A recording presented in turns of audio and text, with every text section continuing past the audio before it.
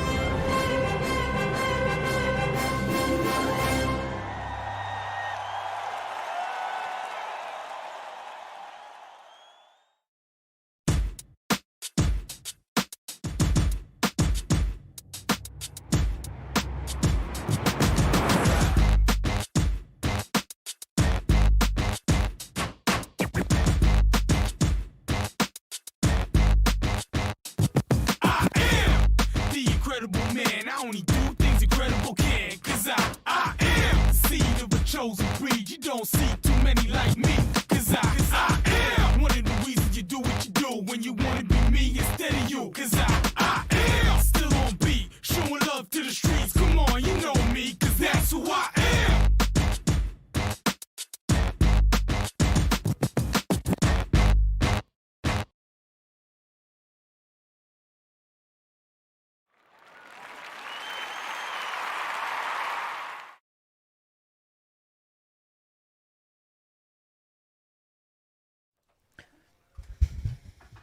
Good afternoon and welcome to today's. Yeah, Tanner, that is real low on mine. There you go. You got to turn that up. There we go. Welcome to today's broadcast. I'm Kevin Hastings. Our cameras are obviously not set up right, but I'll get that in just a moment. But this is Shock Joxx Season 2, Episode 7. And we did 100 and something episodes. Last year was 110, something like that. Just close. And so, Zach, we're on Season 2 right now. So Tanner, you're a feature of Season 2. So when you buy the box sets 20 years from now, tell your grandkids that you're the star of Season 2, right? Star of the Crest Chargers baseball team. I know, we're gonna get some Crest pictures of him up here just a little bit playing Shock baseball. Joxx. Well, not playing baseball. I said watching baseball, like I said, right? Tanner has a career on base percentage of .250, right? Is that right? Yeah. Yeah? He said he had 4 at-bats and he walked once. So that's a on base percentage of .250, right? There you go. Or do you count the walk, or do you just count the one for 0-for-3? I can't remember how. No, on I base was thought in counted. baseball. It's total, right? Yeah, it's total. Total, right? Okay, I just want to make sure I was 100% on that one. So, Tanner, you got to look at the way you got to see things differently. When you said, "Well, I didn't play. I only batted 4 times," I'm like, "Yeah, but I had .250 on base percentage. You know, they couldn't strike. Did you strike out any of those?" Yeah. Ah, damn it! I was gonna say I never struck out in high school. You come up with all kinds of fun. Listen, Tanner. This is the example that I can give you. So, people ask, did you play football in high school? I said, yeah, I played quarterback. Not once do I tell them I never won a game. My record's 0-8 There. or 0-9, whatever it is. Right. Just, yeah, I played. Yeah. I played. So, like, Jason, I don't know, you haven't met him, Hunter. Mm-hmm. You know Jason, and Zach does too. One of the funniest things I've ever heard a person say. We were up at Appalachian player intramural football, and we had a couple of guys from Wilmington. They brought a couple of guys. Never met some folks before. And this guy named Drew, really nice guy, walks up to Jason and he said, "So, did you play football in high school?" Jason's like, "Yeah, I did." He's like, he said, and Jason said, "What's it? You want the good news or the bad news?" And the guy said, "What's the good news?" He said, "I played football and tight end for West Lincoln High School." The guy said, "What's the bad news?" He said, "I didn't start." And if he did start, he might not ever call a pass in that offense. Right. But what's funny about that, Zach, that you say that, the tight end that did start is a friend of ours. His name's Radley, not Bradley. Radley. Well, Radley caught like 15 passes that year. And then he got all conference. And Jason's like, nobody on the team had a clue that this guy would get all conference, and because no other tight ends in the conference caught a pass hardly, he was the all conference tight end. They're like, Jason's like, Find a we tight didn't use end. him. If you can find a good tight end in high school, you could rule high school football. Ours at Bessemer, Zach, we had two. One was 6'8", and his hands were like this wall. So if I throw a football up against that wall, Tanner, I have a better chance of it sticking in the wall than this dude catching it. That's if he ran the right route. Like, we only had 3 routes for him, straight, left, and right, Tanner. He was the dummy, and that's all he had to do. Yeah. We're going to run a straight or left or right. And half the time he ran I threw 3 picks that year because he ran the wrong way. Like, in our picks in our passes were basic hot reads. It was RPOs. I just fake, take 2 steps back, dump it to the tight end. At Cherryville, Adam Crane, I don't know if you know Adam. Do you know Stephen Crane? He's dad and them's age. His son was a tight end. He had great hands, ran the right route every time. Honest to goodness, I didn't even have to look or didn't have to see him to know he was running the right route, and I could get it to him. But yeah, the dude at Bessemer. I mean, I'm talking just throw it at those Coke bottles. I got a better chance of snatching that football than he did. He dropped a touchdown against Cherryville. Of course, the coaches called a pass for him, and wide open. We ran a play action, tight end down, running towards the end zone by himself, and I threw it. And he caught it. It hit his hands about at his knees, and he dropped it, and he said, I threw it too low. I said, you were 45 yards away when that ball hit your hands. You could have taken one step closer, maybe. I mean, it was just stupid. He's wide open. But anyway, Tanner, that's how you're supposed to answer the questions. I was on the 2 state championship baseball teams that got to the state championship. That's how you answer that. In fact, I do the same thing. I was on 2 Final Four teams in basketball. Didn't play a minute for either one of them, but I was on 2 Final Four teams. My senior year where I played, we didn't make the Final Four.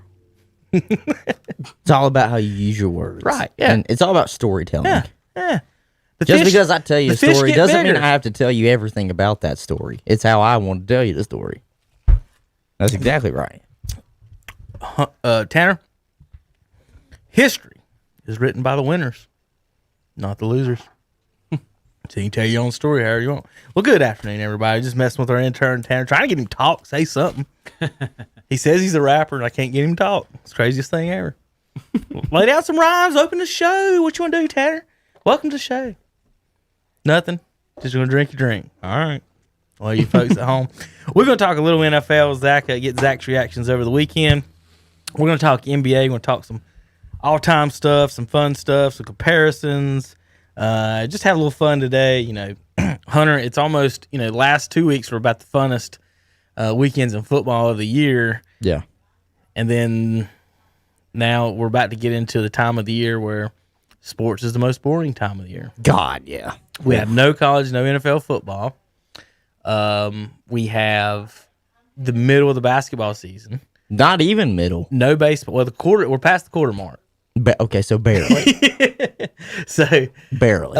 we're past the quarter mark in that. We have no baseball yet to talk about. Nope. We have no NASCAR yet to talk about. Nope. So we basically got a month here of one thing at a time. So next week we'll have Super Bowl. Mm-hmm. The following week is All-Star Weekend. And the following week after that is Daytona 500 weekend. And then, of course, college basketball picking up near March. And, of course, for us having high school sports, we're going to be busy as crap for the next 3 months or so. But that's fine. But as far as the national sports goes, I mean, we're getting to a part of it's all speculation. Like, I'm just looking through stuff to talk about today. There's a story. 17 teams that could try to trade for Deshaun Watson. Like, Yeah. 17? Right. We talked about how many possible quarterback openings there might be. So Listen, that I kind love of how- filters with and I that. What was our that- number last week? 13 or It 14? was close. And I love how it's only Deshaun Watson that they're talking about. Like Matthew Stafford's not available. As if the Detroit Lions and Matt Stafford have not both said, okay, we'll trade you. You know who I for think a the- lot less. You know who I think you the would think. the sleeper for Aaron Rodgers is? If he wants out? Who? Raiders. We talked Rams and 49ers. He lives 20 minutes from Rams Stadium. Mm-hmm. That's what the media seems to be the favorite. But if you're Green Bay, you not call Vegas and be like, give me Mariota or Derek Carr, and I give you Aaron Rodgers. Right. Like instead of just getting nothing and a draft pick or What two, even- like why wouldn't you want Mariota or Maybe Derek Carr? What if they do a Peyton Manning thing, got like Denver did? Send him to Denver. Denver could. I don't think they're ready for him though. I don't think their defense is ready. Miami's is one that if Miami gets Stafford, Deshaun Watson, or Aaron Rodgers, like Buffalo's got trouble next year. They're popping. Yeah, Buffalo's got trouble next year. So like if you're Detroit, would you not call Miami and say Matthew Stafford? Well, this is what I've now. heard too. They were talking about today. I was listening to Colin come down the road, and I was coming down the road, and he was talking about how apparently there's a little bit of turmoil with the Rams right now too, and if they're gonna hold on to Jared Goff, right? They called, of course. So if Aaron Rodgers says I want to come to the Rams, well, I know. Goff I'm just saying. So Jared Goff, and they paid Jared Goff early. They paid him early, but they've also, the front office apparently has called his agent to see if they can rework his contract, and the agent said we're not giving any money back. And so now, I don't know if there's a dispute here, whether they think that Jared Goff is a guy going forward. Because here's the thing, I mean, Jared Goff can win you football games. I don't know if he'll win you the whole thing, but he'll win you football games. So that's another quarterback that we could talk about could go anywhere else. To me, he's the Alex Smith type. He's a made winner, game manager. At his age, he's made a Super Bowl before Deshaun Watson has. Right. He made a Super Bowl. And Lamar Jackson. He made and a Baker Mayfield and all these guys. Mm-hmm. He's made a Super Bowl for a lot of them. And it's just comes down to I don't know who wants to coach him because he seems to be the definition of a system quarterback. And I like watching Jared Goff though. I think he's got a great arm when it comes to throwing deep. It's just he's got to be in the right situation. So I feel like all the eyes obviously are on Deshaun Watson, and for good reason. A buddy of mine told me a few years ago after Deshaun Watson had a crazy year, he was like, he's going to win MVP and a Super Bowl. And I said, he might win an MVP, but ain't no way in hell he's winning a Super Bowl because he's with the organization that he's with. So if he gets out and goes to a good place, then I'll be ready to open up that conversation again. But I'll be honest, I'm not going to just say if the Jets really are his number one landing spot right now. I don't think he'll ever get to a Super Bowl there. Yeah, he said he wanted to play for a playoff team, and you come out and say you want to play for the Jets. The Jets have had the worst record in the NFL since he's been drafted. They've had the worst record trying to go to the playoffs since back Joe Namath. Like, he wants to go to a playoff team? Well, actually, hold on. I mean, I was laughing about that. I mean, if he actually said that and then he come out with the Jets, I just don't even count. I just don't understand. Like, I get it. There are going to be 3 teams, maybe 3 or 4 teams that are really going to push hard to try and get Deshaun Watson. But if I'm with some of these other teams, I would look just as quickly as Matt Stafford as I do Deshaun Watson. Right. I mean, that's in all seriousness, that's how I look at it. If you're a young team, you want to look at Watson. Well, for longevity reasons. If you got a stud defense right now, and you think you got a chance to win the Super Bowl, you're thinking Stafford or definitely Rodgers. If I was Miami, I would pick the phone up right now and call Detroit and say, we'll trade you straight up this 3rd pick we have for Matt Stafford, because then you can get the quarterback that you want. Stafford's only 32. Hell, I'd give him 2 or 3. I would take one. Would Fitzpatrick not be the perfect backup for Matthew Stafford? Yeah. God, yeah, they're the same player. Same play style. Yeah, he's just 32 of course, years Matt old. Stafford's if he plays the 40, you got 8 years. You just think if he plays 5 I want you years. to think about that. Stafford spent 12 seasons in Detroit, is the all-time touchdowns, yards, and wins leader, and only has like 3 playoff wins. How many first-round picks, Zach, do we not get 5 years of starting quarterback out of? Like, I mean, how many quarterbacks, get drafted in the first round, and you don't get 5 picks out of it? And, we're going to talk about that going forward as the closer we get to the draft. Like right now, it's looking 5-6 quarterbacks are showing right now in the first round. They're talking about 4 in the top 10. Think about every team that's sitting there from 10 to 20 is like, this is going to be the best draft ever for us. Like if you're on the playoff bubble, right, and these dodos are all picking quarterbacks in the first round, that means every person that picks a quarterback in front of you and you don't need one, you get the best player to some position. You either get the best wide receiver, best tackle, best safety, but I'm getting best something at 10. Panthers sitting there at 9. They're in a spot where, Zach, they're sitting at 8. At 8, you're sitting there going, do I take the 3rd to 5th quarterback, or do I use this pick and maybe even trade back for somebody that might want one? Listen, I see What if Washington's sitting there, what are y'all, 20 or something 19. Like that, and want to move to 9? That's a good trade spot right there, 9 to 19 for both teams. and y'all want a quarterback, and they might not want. And listen, one. we've got a lot of ties now with Carolina. We've Right. hired Marty Hurney. Marty Hurney's with us now. We've got ties with Carolina, and that's how it looks. That's why a lot of people are saying it wouldn't be surprising if somehow the Texans and the Patriots somehow made a deal for Deshaun Watson, because there are so many Patriot ex-members a part of the Houston, and then this vice versa. You know, they have ties of guys that used to be in the building. I don't They know used if you to be heard, in the building. but Washington's GM, I believe it was, drafted Matthew Stafford. So that's very Yes. interesting. Listen, Very interesting. That If when he I- goes to Washington, when I heard that, that's it perked my intriguing. ears up. It really did. I would give Detroit our first round pick this year, 19th. That's fine because they're still Yeah, in it. this year and next year. Yeah, I give them this year and next year. Because if you get Stafford, you're probably going to win the division. Oh, I think we win the division easily. You're going to have a mid-20s pick Because again. you got the Giants that are still trying to figure everything out. They're still super young, and is Daniel Jones going to be the guy? Dallas doesn't know what they're doing with Dak Prescott yet, and then the Philadelphia situation. If Matt Stafford or any competent quarterback that's not on one foot lands in Washington, we're the best team in that division. Well, I wanted to talk. I've got a bunch of little fun notes here, and if I don't really break down the games and everything, because it's obviously not till next week. But We got I want to talk go. about Super Bowl history. Zach, Tampa's 8, Kansas City 11. That means for the 50th of 55 Super Bowls, the Super Bowl winner will be a top 12 defense. So when we go look at this next year and we start picking our teams, look at the defenses, and it weeds itself out. I want to talk Super Bowl quarterbacks and drafts. I want to talk AFC Championship games. You're talking about the Jets there. What's funny about that, Hunter? Pretty sure the last time they made it was butt fumble Mark Sanchez. Right, I was about to say they've made technically one of the 5 or 6 teams that's made AFC Championship games in the AFC the last 10 years. They made 2. Of course, getting beat by the Colts and Steelers. Those were the Rex Ryan days. Think about that. They got rid of Rex, and they ain't This done just nothing went to since. shit, really. Nothing. He's just sitting there like, He's sitting there blabbing his mouth on television now. So the most AFC Championship appearances. This is AFC, not the whole thing. It's Pittsburgh 1, Patriots 2, Raiders 3, Broncos 4. Tom Brady is going to more Super Bowls than every franchise has been to. Yeah.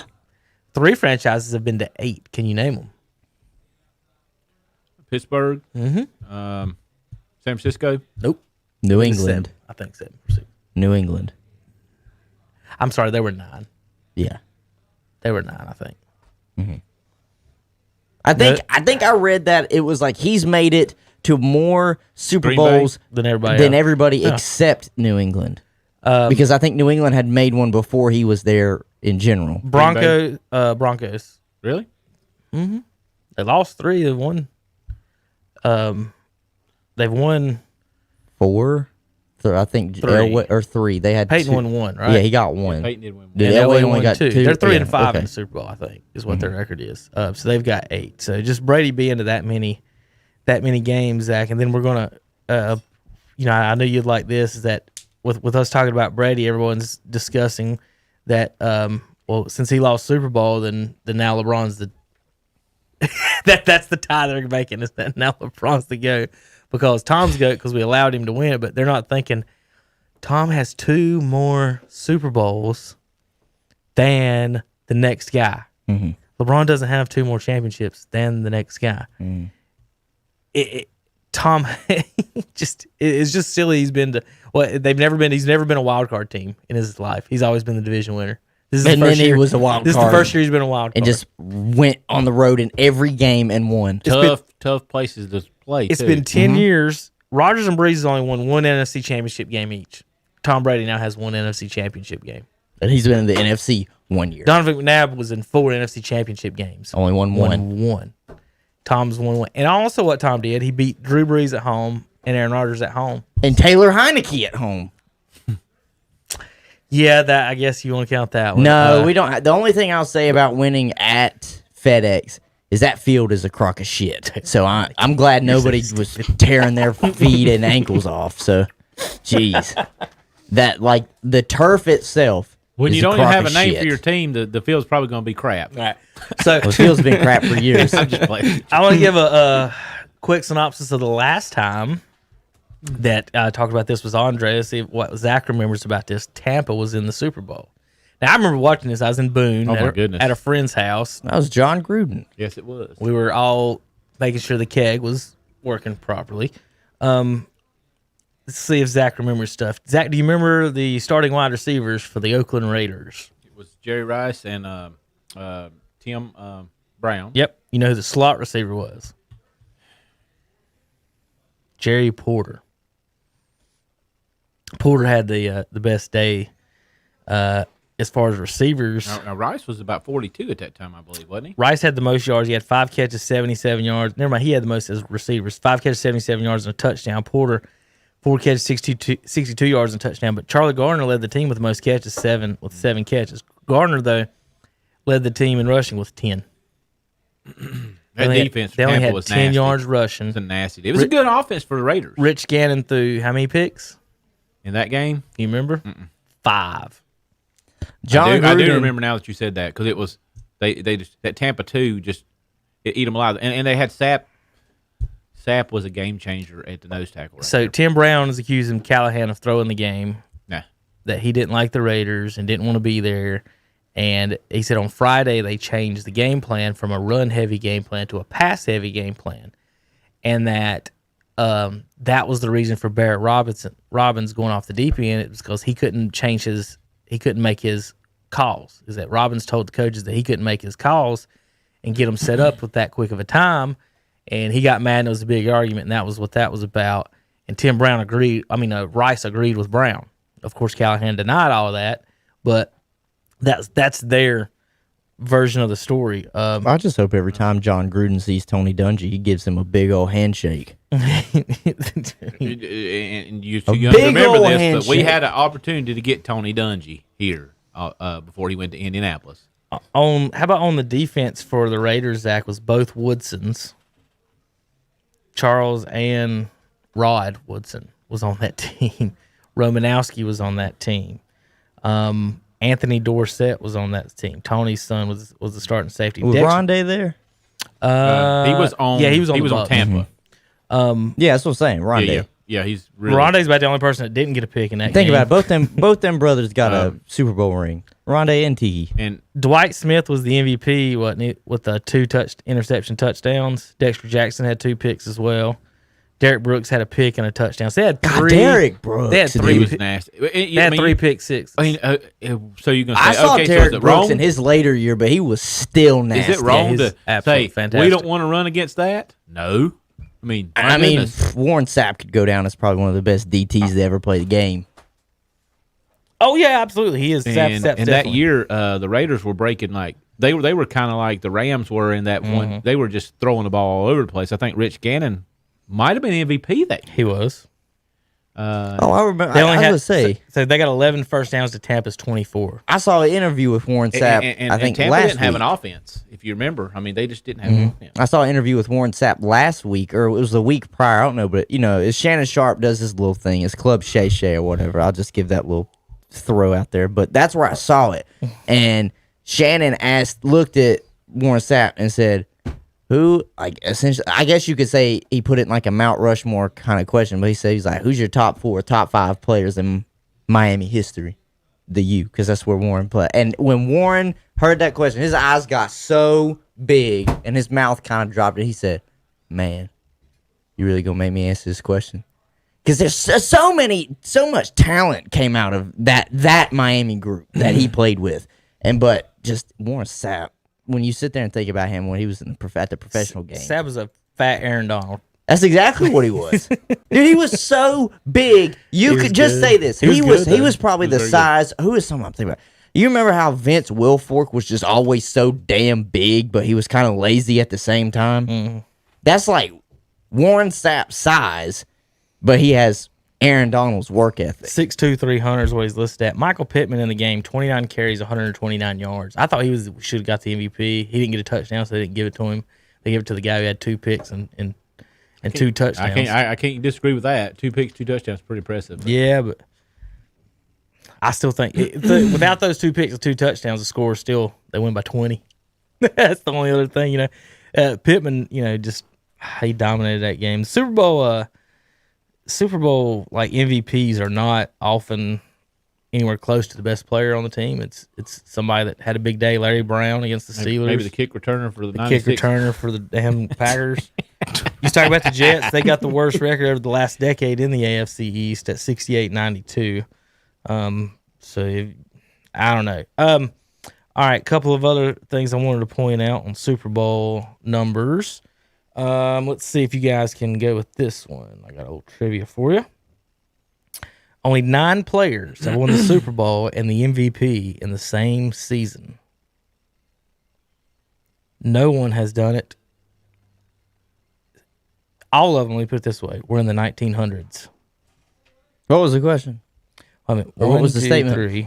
Nine players have won the 4, MVP in 5, Super Bowl, I 6. believe it was. Uh-huh. In the 9 same season. times has MVP won the Super Bowl, and it hasn't happened in the 2000s. The last time it happened was in the 1900s, the very last year. Terrell Davis. Nope. There's only Wait, you one- said it was the last year? Maybe he didn't win in this- 99? He didn't win MVP. only one running back's ever done it. It was Emmett. Emmett's the only running back that's ever been MVP and win a Super Bowl. And he led So the the league rest rushing of them, that I year. would have to guess, are quarterbacks. Not many times was the 6. MVP given out. Well, I'm trying to think who else would be MVP. They A didn't give wide Ray Lewis receiver? MVP the year that he won it. I'll get there's 6 quarterbacks, Uh-huh. 1 running back, 1 defensive player, and then I'm not going to tell you the other one. He's special. Okay, so let's just get a big name out of the way. Is one of them Joe Montana? Yes. Okay. Is one of them Jerry Rice? No. Okay. Did he win an MVP? That ain't good, y'all. Oh my goodness, we just had a huge crash out here.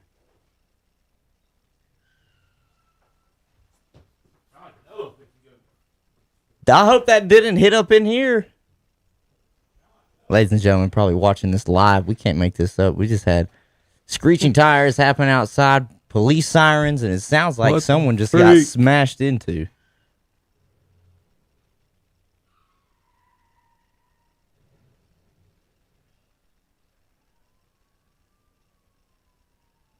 Calvin, are you playing that?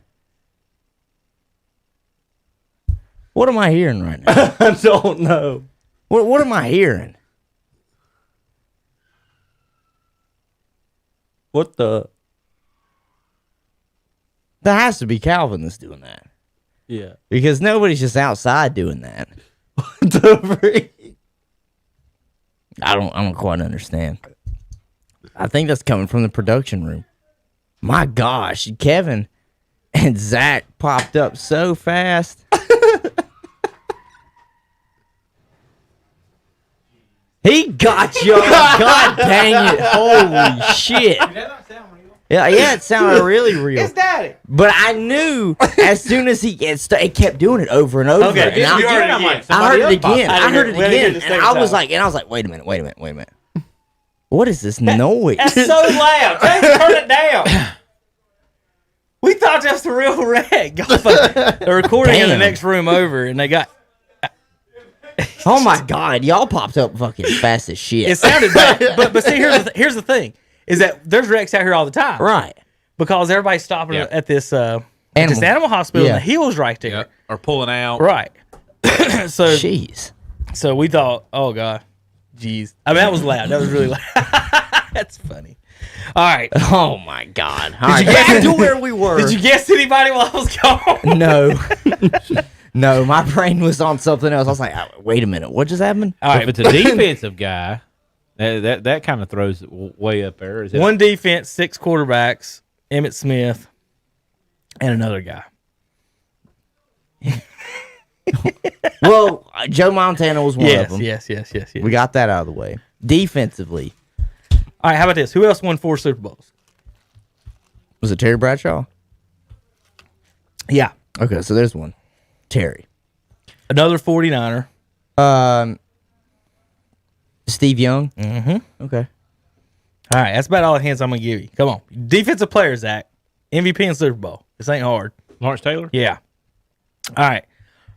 We're down to 3 more. Okay. One was in the 60s. Oh, well. One in the early 80s, and one was the last one to do it in the last year of the millennium. Early 80s, you're looking at Redskins. Getting warm. Was it Doug Williams? No, it would have been before him. Redskins MVP. Come on. We talk about it all the time on the show. Shh. You talk about it all the time on the show. Who's he wanting? Hey, what's that? Zach. Oh, why didn't he just walk in here? He'll play. Hold on a second. Shit. Anyway, Hunter. My mind is blank. Groceries. Kurt Warner. Mm-hmm. Okay. That was the last one to do it, was Kurt Warner. Kurt Warner was the last one in 99. The first one was in 1966, Bart Starr. Okay. Okay? The one you're missing is a Redskin. 1982, the kicker. God dang it. Out of all people, Mark Mosley. 82 MVP. The kicker was the MVP, Tanner. Mark Mosley, the kicker from the Redskins. How does the kicker get MVP? Well, first of all, it was a strike year. So the real players only played a couple of games. So he crossed the line and stayed the whole year and set the NFL record for points, and they won the Super Bowl. So the kicker, Tanner, when somebody says, well, Cam Newton won MVP or Matt Ryan won MVP, what you say is, well, in 1982, the kicker for the Redskins won it. And they ain't even got a team or a name, and the kicker won it. What did he get you to do? Say, oh, shit, there's a wreck outside? Like, come on. No. He played that as loud as could, but to get you, he's ever going. Instead of just yell. So we got the kicker down. Yeah. All right, I'll read them to you. 66, first one was Bart Starr. Terry Bradshaw in 78. Mosley in 82. Lawrence Taylor, 86. Joe Montana, 89. Emmitt Smith, 93. Steve Young, 94. Favre, 96. And Warner in 1999. We haven't had a MVP win a Super Bowl in 20 years. I know, it's close. Like last year, I almost slipped up and said, well, that's missing Patrick Mahomes, but he won MVP the year prior. Who won it this year? The MVP that hasn't been announced yet, but it's probably going to be Aaron Rodgers. So even then, if that's the case, he's not winning the Super Bowl. I'll tell you what, though. What if they pulled a rabbit out of a hat somewhere and they put Tom Brady as the MVP? How is he not the MVP? Because think about well, if you want to put it into a whole perspective, it is a regular season MVP. Yes, but again, he threw 40 touchdowns. Yep. He did, and was it 8 picks? He was the first quarterback at 40 plus years old to throw 40 touchdowns. He changes to a team and they make the Super Bowl. Mm-hmm. Aaron Without Rodgers, a training camp. Without a training camp. Aaron Rodgers has been on the same team for 10 years and hasn't made the Super Bowl in 10 years. So, how valuable is Rodgers? And then if you say Mahomes, I'm like, well, they made it last year. Right. So obviously they're good enough to make it again. Mm-hmm. And the Bucs weren't. And now the Bucs are Bucs there. were 7-9 last year. Now they went 12-4 or 11-5, one of the two. See, I thought it'd be Steelers sitting in this spot with they were both at 7, 9, 8, and 8 and sitting there. Right. They get a Hall of Fame quarterback. But the thing about it is Brady hadn't played better than Roethlisberger did. How many picks Brady throw in the last game? He threw 3 in the last game. In the first game, how many yards did he throw for? Only 190. $190. So is either one of those situations beating the Chiefs? No. If he throws 3 picks if or he plays 190? like that, no. It's going. They're going to have to wind up. It's going to have to be. And I don't think it'll happen. I just don't think they can. But remember the Rams Patriots game where everybody. I thought you were going to say Rams It was Titans. like 17-3. Yeah, it was. defense. It was awful. Yeah. And, Rams Titans did the same thing back when in the early 2000s. Remember the greatest show on turf? When they only won was 13-6, 14-7, something low score. You're talking about I'm looking right here. I can tell you. Major, the best offense ever up to that time. 23-16. They only got 23 points. The best offense there is averaging like 40 something. So yeah. I mean, I could make the argument for Brady on this. Definitely. Well, he's got the better defense between the two by 1 point a game. I know, barely. And technically, statistically, he's got the better offense by 1 point a game. By 1.5. And to be fair to Kansas City's defense, how many times is Mahomes scoring and giving them back the ball too. So so I'd like to see time of possession quickly. I bet the Kansas City's on the field a lot more. Probably, but I think the X factor in this game. Now, of course, we're not going to do any pick, but this is just off the top of my head. Me sitting here thinking about it. We're talking about Tom Brady versus Patrick Mahomes. I think the chess match is going to be Andy Reid versus Todd Bowles, the defensive coordinator for the Buccaneers, because he dialed up a great game plan against Aaron Rodgers. He has to hope it comes out and combats Andy Reid's play calling for this Kansas City offense. It's easy for us to just sit here and say it's going to be Mahomes and Brady. That's easy. That's just low-hanging fruit. But if you want to look a little bit deeper, I think it's going to be Todd Bowles and that defense against Andy Reid and his offense. Here's the interesting part of all that. Mahomes is excellent against the pass rush. I mean, against the blitz, excuse me. And Bowles likes the blitz. So there's going to be they're going to have to figure something out because he is laser on a blitz. He should be a little bit more healthy, too, with 2 weeks in between his last game. I think he'll be able to move a lot better than what he already was with a toe injury. So, I don't know. I'm going to be excited to watch this game. And I'll put it this way. It could be a blowout on one side, or I could see it being very close. Right. But I don't think there's an in-between. Brady can't throw for $190 and win this game. No, and he can't throw for 3 picks. No. He probably can't throw 1 pick, to be honest, in this game. Baker Mayfield threw 1 pick, and they had a chance to win, but Mahomes wasn't playing in the second half. So you can't turn it over against them. And I'm afraid of 2 things. One, that Chiefs might just blow them out. Brady don't have a great game. I think that is the only scenario I see a blowout. It could be the same, the reverse of the Bucs Raiders, where it's 48-24 or something, and you're just like, be a Denver Washington. Right. But here's the problem with the Chiefs. Super Bowl. They're missing both their tackles.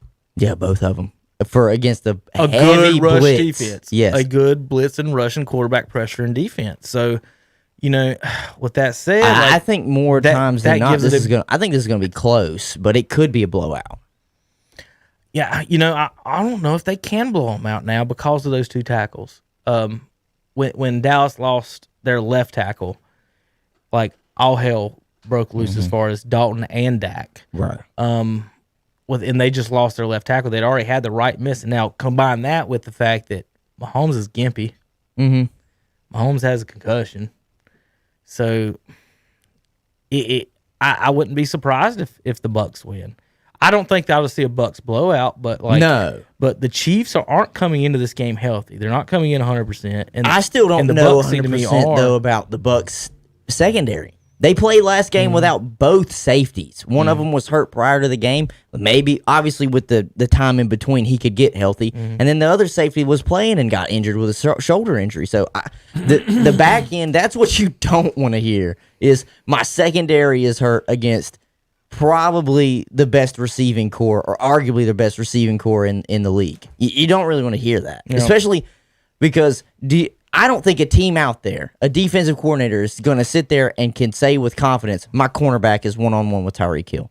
Well, there's no way in hell. You got to have that safety over the top somehow. And, you can play him. Again, you can play, against. You can play man-to-man, but if your guys pressure the quarterback and make him throw the damn ball, but if he stands back there and throws it, you can't guard that. At all. I think that is the matchup that we have to watch is offensive play calling by Andy Reid, especially with them not having both tackles. He's probably going to get the ball out of Patrick Mahomes' hands fast if they're throwing it. Hell, they might even try to run the ball a little bit more than usual because Edwards-Helaire is a little bit healthier now too. Yeah, and they were saying Le'Veon was going to definitely play, which he ain't done that great. Well, I'm going to be honest. I'm surprised they really haven't used Le'Veon as much as they have. I know they got toys all over the place on the outside and Patrick Mahomes, but, Le'Veon can still play. I don't like how he runs.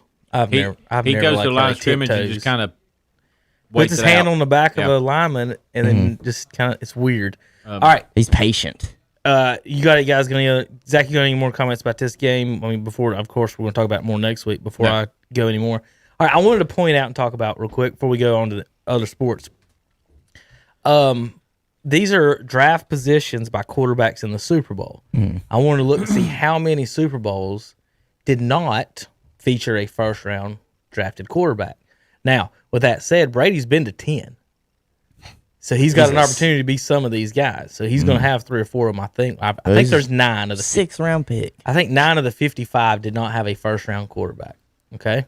So we're going to go through them real quick. 2018. Somebody count with these, okay? Foles and Brady. Neither one of them. 2015. Russell Wilson and Brady. Neither one of them. Then you got to go all the way back to 2004. Zach, Panthers Super Bowl. Dale Holm and Brady. So that's what, 3? Yeah. Hunter? We're at 3 right now. We're at 3. 2003, the year before, was Brad Johnson and Rich Gannon. Brad Johnson was drafted in the 9th round. That does not exist anymore. So there's 4. The year before that, 2002. So we had 3 straight years, and that was Brady and Kurt Warner. So there's 5. Okay. So then the next one. So if I said Brady and Kurt Warner, you would like first round picks, right? You think? The year before was Trent Dilfer and Kerry Collins. They were picked 5th and 6th. So Hunter, think about your quarterback draft this year. Washington and Panthers sitting there. You could either pick Trent Dilfer and Kerry Collins in the first round, or Brady and Kurt Warner not drafted or in the 6th round. One was bagging groceries, so I think we need to be going to the grocery stores. All right, let's find the next one on the list. Now, it's going to be a while for this because all these old guys were first round. There's only a few that's first versus first, though. Not many.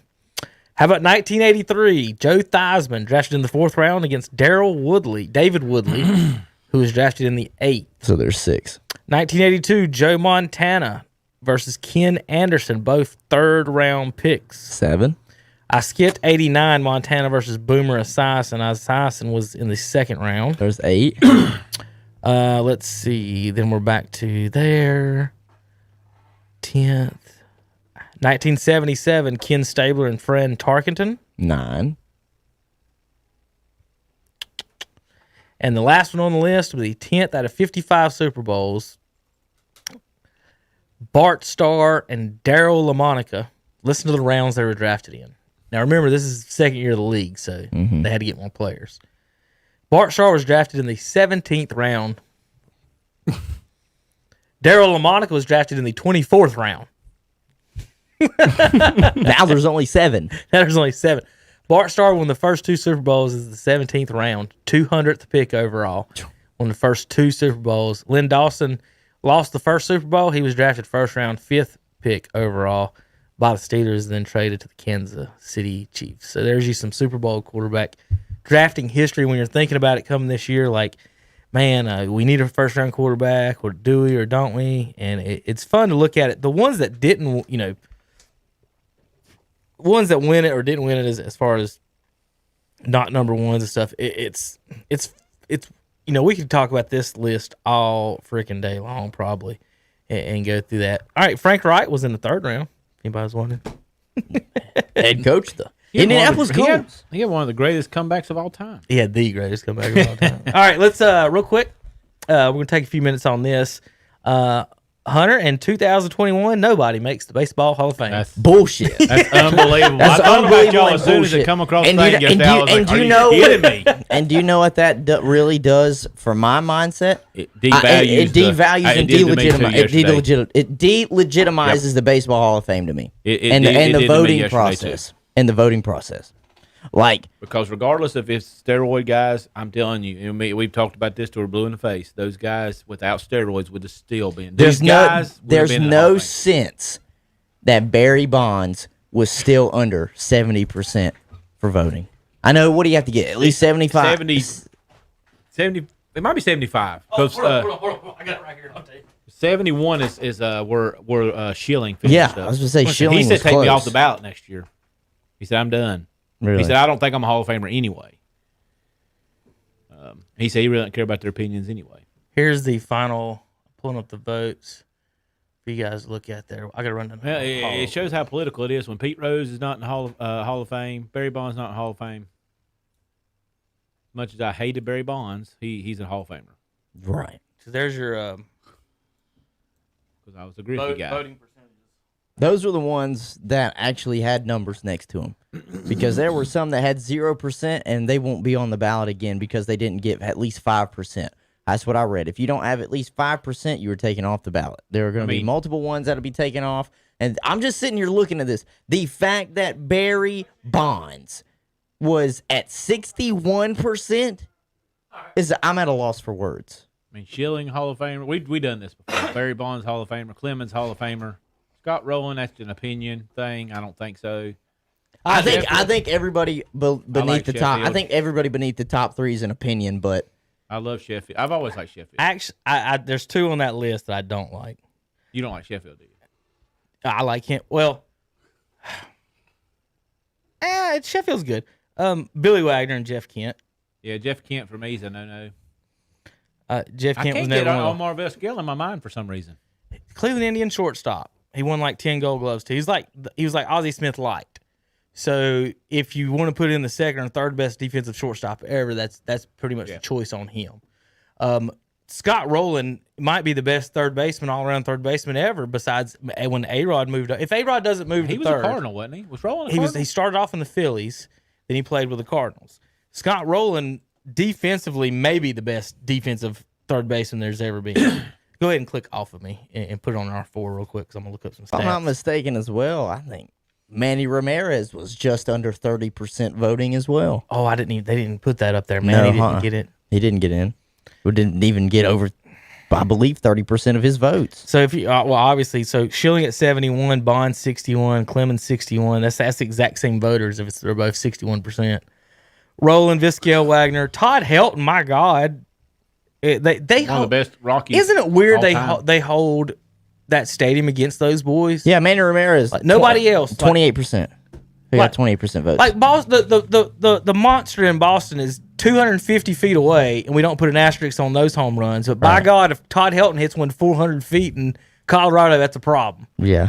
Like, come on, like, well, get out of here. In the Yankee short porch, we're gonna start taking away those home runs They're from the their ones left-handed that, hitters. the ones that got less than 0%. No, less than 5%. I'm sorry. That was because that's like the cutoff for you to even be able to remain get back it. on next yes. Aramis Ramirez, LaTroy Hawkins, Barry Zito, AJ Burnett, Michael Cuddier, Dan Heron, Kadire, Michael Kadire. Okay, got it. I'm getting it for our listeners. No, I know. I'm just saying. I see now why it's pronounced that way. Nick Swisher. I'm fine with that one, to be honest. And Shane Victorino. Who the hell put Nick Swisher on the ballot? I know. I'm fine. How did he even get on the ballot? 250. Hey, are you on the Crest Hall of Fame ballot? You, Nick Swisher. That's basically what they did with Nick Swisher. Hey, he won a World All Series. right. There you go. So I'm gonna go down the list. All right, here's what I think about these guys, and y'all can tell me what you think. Sammy Sosa only got 17%. Kurt Schilling is a fringe Hall of Famer for me. Looking at his stats, he only won 20 games 3 times in his 20-something seasons. How many strikeouts? He didn't start getting good, 3,000. He didn't start getting good, though, Zach, until his 30s. Yeah. So if we're putting 2 and 2 together, and you're not getting good until you're 32, why are you? He suddenly might have been being one of good? the ones that benefited from the steroids. He said oh, I meant to text y'all yesterday. The greatest thing in Twitter history happened yesterday. Jose Canseco going at Kurt Schilling, Oh my goodness. and Kurt Schilling going back at Jose. Jose said Kurt Schilling making the Hall of Fame would be a disgrace to the game. Kurt Schilling came back at him and said nothing that I could ever do would be as big a disgrace as you were to baseball. now wait a minute. That's awesome. Jose hit 400 something home runs. How many people went 40-40? 2? Him and Bonds? He was the first. Has it been anybody? Is it Bonds? Anybody else? I don't think so. That's funny. And so, but like really, like if Schilling's point is, but Kurt, they're keeping you out too for some of the same reasons. Maybe some people think he took steroids. He says he didn't, but he didn't start getting good till he was 32 again. And Technically, peak prime for a male is in their 30s, early 30s. And he might have figured out. He might have figured it out. Play. I don't know, because if there's no hard evidence against him, then I'm not going to be the one that just points fingers. But the one that, like, think about it. Those top 3 guys, Rogers, Bonds, and Schillings, have been 9 years on the ballot, and there's no sense that not a single one of them has got in, especially Barry. Talking about probably That 100% to me like the fact that he didn't make it, and as a matter of fact, nobody made it this year. I can't take Baseball Hall of Fame voting seriously now. I mean, I just can't. With Bonds and Clemens over a 15-year time span, you're talking about arguably the best hitter and arguably the best pitcher in that time frame. Because like how I want to put it is this: I don't really like the NBA Hall of Fame voting because we've talked about it. It kind of anybody just gets in. You know, sometimes It's basketball Hall of Fame. It's not NBA. Yeah. Okay. True. That's Basketball why it's like Hall of that. Fame. It's Like, 'cause it's you not look at it and you're like, NBA. okay, anybody can kind of get in there. The criteria, and where I give a lot of respect to the NFL is, listen, you mean to tell me NFL players probably weren't taking these at some point? But they're not. right. But they're not looking at that. They're not keeping those players out if they had any inkling or idea that they were. There is no quote unquote steroid era of the NFL. We still letting guys get in that way. I just don't understand where baseball looks at this. And there wasn't really a rule at the time about it. No, There was- none of them have actually been suspended or broken a baseball rule. Exactly, and it wasn't until now, obviously the newer era of baseball, obviously kind of 90s and early 2000s, when they started implementing rules against steroids or certain supplements. This would be like so saying when you look at this, it's like doubles are illegal now, and so everyone who hit a double before this should have been kicked out of the league. yeah, exactly. Steroids. Actually, when was the steroid rule in place? Because It was 2000 something. I It was about to after say, Bonds was out. Yeah, I think. because even then, with Bonds, there was nothing against it. That's what I have Whoever a problem put Nick with. Swisher on the ballot needs not to have every chance to do that ever again. So Kurt Schilling, listen to this. This is what's suspicious about Schilling. All right. So in his 20s, the most strikeouts he had was 185. All right. The most wins he had was 16. He turns 30, 319 strikeouts. 140 more strikeouts he ever had in his career. The next year, 300. I got you. It's right here. Steroids made it to the banned substance list in 91. However, the major league players did not begin testing for it in 2003. So Schilling never had 200 strikeouts before the age of 30. Then he had 5 years in his 30s of 200 strikeouts or more. In fact, 3 of them were 300. One of them was 293. So he upped his strikeouts in his 30s by basically 75 to 125 a year from the time he turned 30. Looking over at Jose, Zach, there's only 4 people in the history of baseball that's done 40-40. Can y'all name those? How many? 4? 4 people have done Barry. 40-40. And they are all modern, so it shouldn't be that hard. Is Barry. Yes. Is Jose on that list? Yeah, he's the first. Okay, so there's 2. Yeah. So now we just need 2 And more. we know it's after him because he's first. Yeah, Jose's first, Jose, Barry Barry. Bonds, and then 2 newer guys than that. Mike Trout didn't do it, did he? Fuck no. I better say. I did that for shits and giggles. I knew I needed your reaction. I'm to going to that. read you Jose Canseco's stats one year, and if Mike Trout did this, ESPN would just shut down and just build him a golden statue Yeah. right now. Yeah. So go ahead. So 40-40. Ah, that's tough. They both start with A. Is it Alex Rodriguez? Yes. Okay. To me, one of the best baseball players of all time. So if he didn't get in, they could suck mine. Honestly, if you're having an argument about it, if you don't say Bonds, you could say A-Rod, and I wouldn't have a problem. Because the dude played infield. Yeah. Like that right there, the fact he played two positions major league, in the he could infield. play major league shortstop and hit 600 home runs. I don't think you get better than that. Let's say he was only known as a third baseman when he got to New York. Bonds was standing in left field with a strawberry basket of a glove, trying to catch ball. His glove was as big as Tanner over here. God, like, he's big, and when he was out in left, he's a big man though.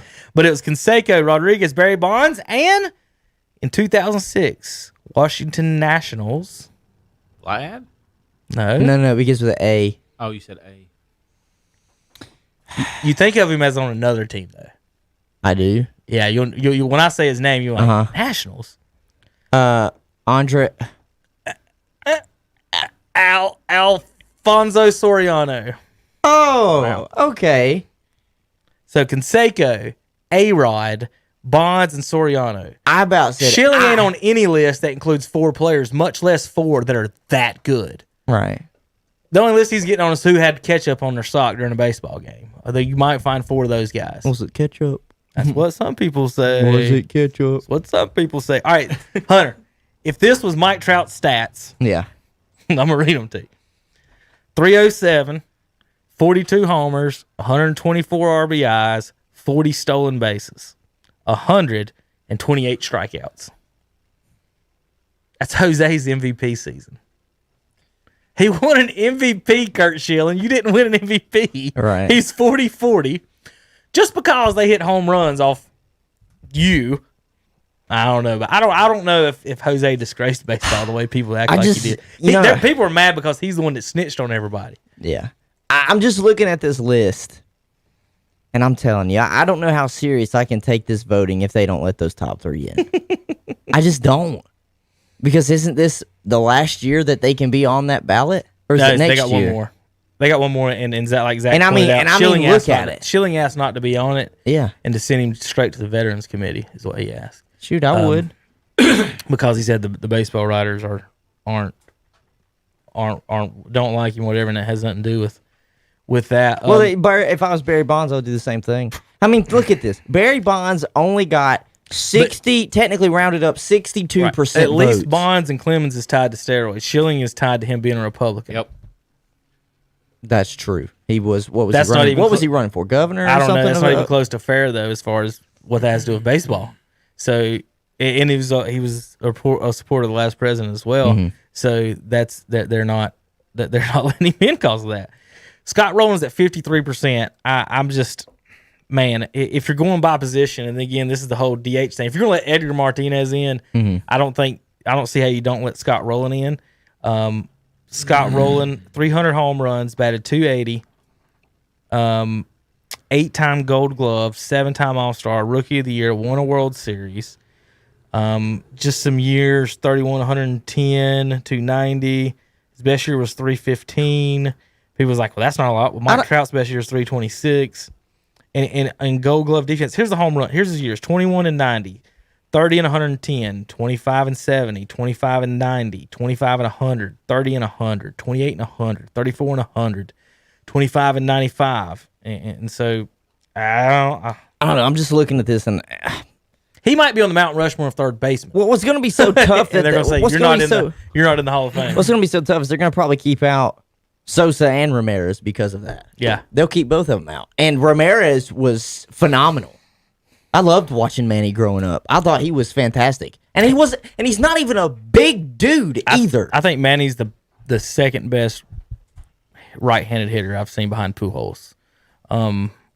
Manny could hit, and what I mean by hitter, like say A-Rod hits Bond, what A-Rod does is different. His swing is completely different than Pujols and Manny. They hit doubles, and they're trying to. I mean, A-Rod's got just such a long. It's a weird swing. It's kind of. It doesn't look right. It looks like he's swinging slow. Right, he's so big. It's a weird. I was about It's to like say, almost like Frank Thomas type of a swing. When he got to New York and the weight started to kind of actually show on him, I feel like his back got slower. Yeah. But he still had all the power in the world. Because when he was with Texas and originally with Seattle, I mean, he was a lot thinner. Oh, when he was tiny. super athletic though, Tall and super skinny. athletic. But now, I mean, or not now, obviously. But when he was with the Yankees, obviously you could say it was towards his later years. But the weight kind of just started to hang on him. You could just see it when he would walk. Yeah.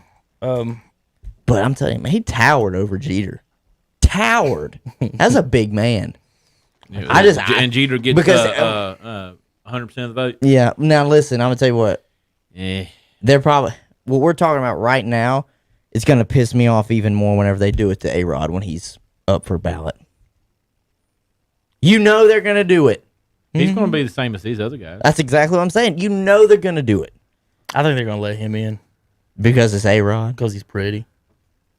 That's what I meant. Our That's wor- what I meant by because it's Our A-Rod. world is celebrity driven. A lot of people like A-Rod. He played for the Yankees. He dates J-Lo. I mean, he even though he had an affair with Jose Canseco's wife with J-Lo, that ain't got nothing to do with it. But people like him for stuff like that. Here's one, Zach. If I told you that you're going to play 17 years in the big leagues, hit 434 home runs, you're going to win 10 World Series. I mean, not 10 World Series, 10 Gold Gloves, and an All-Star 5 times. Should you be in the Hall of Fame? Yes. 10 Gold Gloves, 430 home runs. Andrew Jones, ladies and gentlemen. And I'm a big guy on the I was Gold looking at Gloves. his That's name. what I like. I was looking at his name the whole time. People forget he was phenomenal. But when it was towards his later years, he did dive off He a did. cliff, He and could- he he could have broke struck. out of a barn. God Almighty, he would strike out a ton. Two- when 230 batting when average he or ended something. up on the Yankees, that's when I was like, oh God, The Rangers was bad. what's happening? After he left the Atlanta, he played for 4 teams, and he was awful on all of them. All of them. He only hit 300 one At time one in his time. in his whole career. Though. At one time, he was the youngest player in the MLB to have a World Series championship. I think Juan Soto beat him out when he won it with the Nationals. Was he on the 96 team? Was- It don't say that he won the World Series. No, it didn't. He played in it. And He got played beat. in it. He was the youngest to play. in it. Youngest to play in it. That's what it was. They got Never beat mind. by the Yankees. Never mind. That's what I meant to say. Yeah, he was the youngest to do that. I thought he'd won it too. I just looked and it didn't list it. And I'm like, well, they must have been forgot. on the It losing was team like- on that one.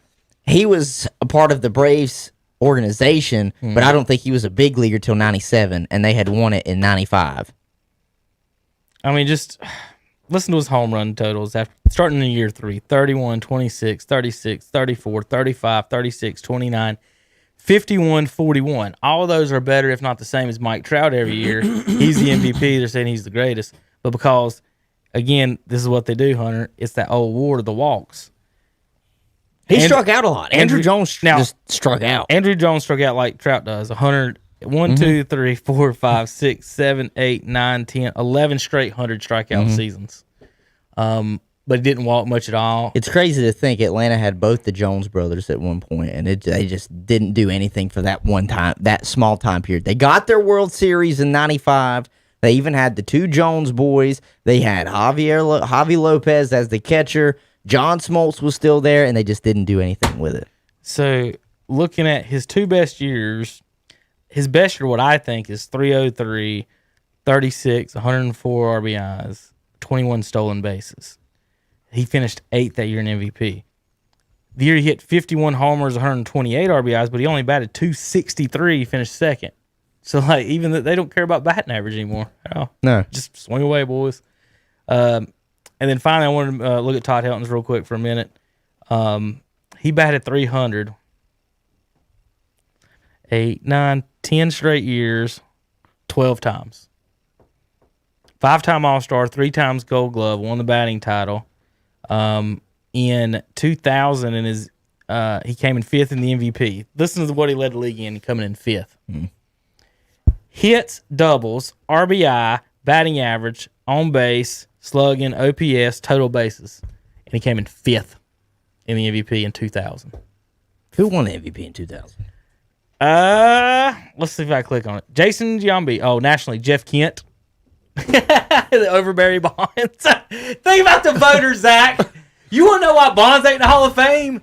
Jeff Kent got MVP over Bonds on the same damn team. Jeff Kent got 32% votes right now, and he's on his 8th year on the ballot. That's awful. That year, Bonds had the most WAR for a batter. Randy Johnson had the most WAR for a pitcher that year. Barry Randy Bonds Johnson. is the number one, and I'm not a WAR statistic guy, but he's number one WAR all time. He's at like 160. Trout's only at like 77, so eat that one. So Bonds 160? Bonds had 49 homers. Jeff Kent 33. Jeff Kent batted 330. Bonds 306. OPS, Bonds had a better OPS, on base percentage, so walked more. Same number of stolen bases. Hits, Jeff Kent had 50 more hits than Bonds. As long as Barry Bonds is left out of the Baseball Hall of Fame, I want nothing to do with it. Didn't Like, Kent I don't recognize it. I just don't recognize it as being legitimate. Jim Edmonds was 4th that year. He was pretty good at that time. I mean, I want you to think about that. That would be like leaving out Drew Brees of the NFL Hall of Fame. And I'm not making it because of steroids. I'm just saying Drew Brees is the all-time passing leader in NFL history. I mean, No Pete Rose, no Barry Bonds. no Pete Rose, no Barry. I mean, I'm just sitting here and I'm like, how do you really think someone would be able to leave out Drew Brees like that? No. Then why are we leaving out Barry and Pete? Especially Pete Rose. But I've argued right here and said I had no I would let all of them use steroids today. I really don't care. I believe if Bonds didn't use steroids, he would have Still been a Hall of Famer. legitimately been as batting average and home runs on the level with Griffey. In the 600, 500 to 600 range. I mean, he was hitting doubles, yes, but he was a good ball player. I do not hold steroids to such a taboo like some people do. You know what I'm saying? I just don't. I just hate it for Pete Rose. And because to me, I'm looking at it like if it's available and some people had the opportunity to take it and the other people had the same opportunity to take it, they just decided not to. Well, that's on you. Yeah. That's on you. You knew it was there. You just chose not to take it. That's on you. That's my whole outlook on it. That's kind of like, for me, I have no problem with them with if Major League Baseball, NFL, especially the NFL and even the NBA looked into HGH for recovery purposes. I'm not saying just HGH to juice everybody up so they freaking walking around like jacked up horses out there. No, that's not what I'm talking about. I'm just talking about for the recovery purposes of it because that it's very helpful in that regard as well if you do a little bit of studying on it. But where I'm going though with like the steroids thing, me and you, Zach, say or I'll just say this, me and Tanner, about the same size. Let's just say I've always been a better hitter than Tanner. And Tanner decides to take steroids. That doesn't mean he's going to be any better of a hitter. Me and Kevin's talked about this before. Hand-eye coordination is going to be See, there. and that's what I argue. We went doubles to home runs. That's what I argue. It's the hand-eye coordination. Just because Tanner say you would take steroids, but I had better hand-eye coordination. Say you put on 5 to 10 pounds, well, that ain't helping you if you ain't hitting the ball. You know what I'm saying? It ain't helping if you ain't hitting the ball. It wouldn't help me. It would help me if I was hitting the ball. But you got to hit it in the first. You got to be able to hit it in the first place. I ain't seen Lou Ferrigno or Arnold Schwarzenegger hit a ball yet, Zach. Yep. Or The Rock. Nope. I ain't seen Andre the Giant hit one. I don't know. He did take steroids. What if they gave those to My him? gosh. Like, golly. I just, He's King already Kong. huge. I just don't hold it to the taboo that certain people do because if you have a God-given ability and a God-given talent, then you're going to excel. If you don't have it, just because you take steroids, guess what? You're just going to get kind of big, but it's not helping you change your talent. Right. Okay. Let's talk a little basketball. I've put together a fun little board over here, and then I've also got kind of things. I just watching, just what are we going to talk about basketball? I like talking about old guys, comparing things. Well, I don't. And I'm just kidding. and the reason I was thinking about this, there was talking about guys in the NBA. That I was watching this thing on YouTube, talking about guys in the NBA. And let's compare them to somebody in the past. So let's do our best comparisons and see what we can do. Well, we do. People do comps and everything. So I want you guys to think about somebody today, and me and Zach's going to try to give you guys some comps. I'm going to start, however, with Luka Doncic and see what Zach says. And I like doing if this guy, and I know this is kind of sound weird when I say it out loud, I like doing if this guy had a baby with this guy. You get what I'm saying? I'm not doing it like You that. get what I'm saying? I'm not doing it like that. I'll just give you a straight comp. You get what I'm saying? But I'm not doing, well, he's a mixture of such and such and such and such So- had a baby. So Luka Doncic. I'm going to start with Luka Doncic. Zach, if Magic Johnson That's what I first and, got that I thought. and Larry Bird, I said Magic and The only Dirk. person I thought of I was had Larry. Magic and Dirk in my head. if so Magic and Bird had a baby, not far off. Listen, the only person I thought of was Bird because I'm not doing your I whole thought Magic. mixing baby. But he I thought Magic. but he can dribble but he can dribble and Bird's a great passer, but he can dribble better than Bird. yeah, But he's a better shooter. So maybe not the than comp Bird, people were but- trying to make on the internet was Bird mixed with LeBron, and I'm like, no. He doesn't dunk like LeBron. And LeBron he dunks. doesn't go through Magic the didn't lane dunk and stuff like that. It's Magic was slower than the guys guarding him, and it seems Luka is slower than everybody guarding him, but he still balls on him. And Dirk was slower than everybody that guarded him. he just For looked the like most, he's in well, not in slow his younger motion. years. In his younger years, he was about it- athletic. If you think about it, what When he got Luka- to 30, what yeah, he Luka got- does great. He's 7 foot. is Luka dictates the game to his speed. Like you said, he might not be as fast as the guys in front of him, but he's not letting them speed him up. So that shows how much footwork is important because whether or not you're not going to be faster and stronger than everybody. And Jordan realized that once he got 30 is the footwork thing. Same thing with Kobe. And Elijah one, you can get open on your pivot foot without even moving. There was one I saw Garnett do somebody and they were breaking it down. And it was just sick. Like he stood in the same spot. And it was Carmelo did one like that too. And that makes it makes a big difference is your footwork. Let's see. That's what I want to start there. One of the other ones was Giannis they were talking about, and I'm just trying to think. To me, Zach, he's almost like a. I had Pippen in mind. I tell you who. I had Pippen and Garnett, and if you look at Garnett's numbers, they're almost exactly the same as Giannis's across the board. Garnett's 7'2". Now Giannis dribbles the ball better than Garnett. But the 3-point numbers are the same. Percentage-wise, everybody's talking about Giannis needs to get better at the three. Well, maybe Giannis just needs to get better in the post. Because a lot of people... Shaq says he's me. I'm like, he ain't that big and he ain't that... That's not going to happen. He's got to put on 50 pounds to get to Shaq. You at that's LSU. Right. He's you. He's probably That's right. You're over he's there, you right. at Orlando. There's videos of Shaq dribbling court to court. Yeah, when he was young, he was athletic, but once he got to 30, look, all the 7-footers, once they get to 30, that's why it drives me crazy, Hunter, with Bobo not getting to play. Every minute they waste of his youth is a minute they're not going to get in the 30s. You're not going to get it. As soon as they turn 30 to 7-footers, something happens to them. And so, you know, I look at Giannis's athleticism, and if I have to compare him to anybody, I would pull Stoudemire out of somewhere. Amari. Amari was an athletic freak. He was. He was never known, obviously, for being a jump shooter.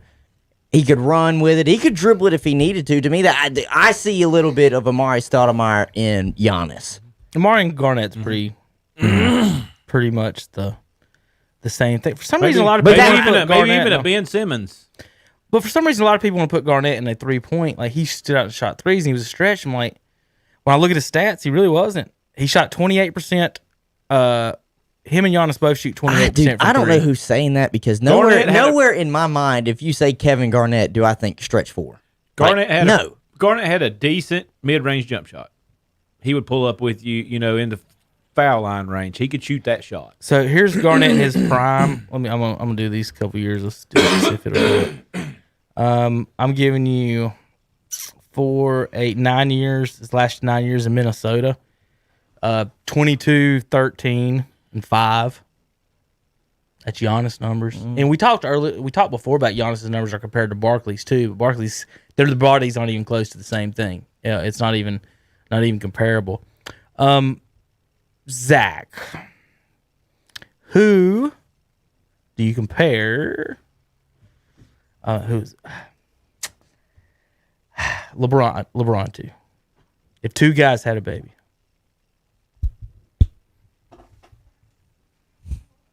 Magic and Karl Malone. That's exactly the two I was thinking. That's exactly the two I was thinking. He had, the body of Karl, bigger. I don't think he's bigger. I think he's more cut. Mm-hmm. Karl was cut, so I can't say Karl that. Was I think that's the two I had in my mind. Okay. All right, Tanner, you got anything you want to ask someone?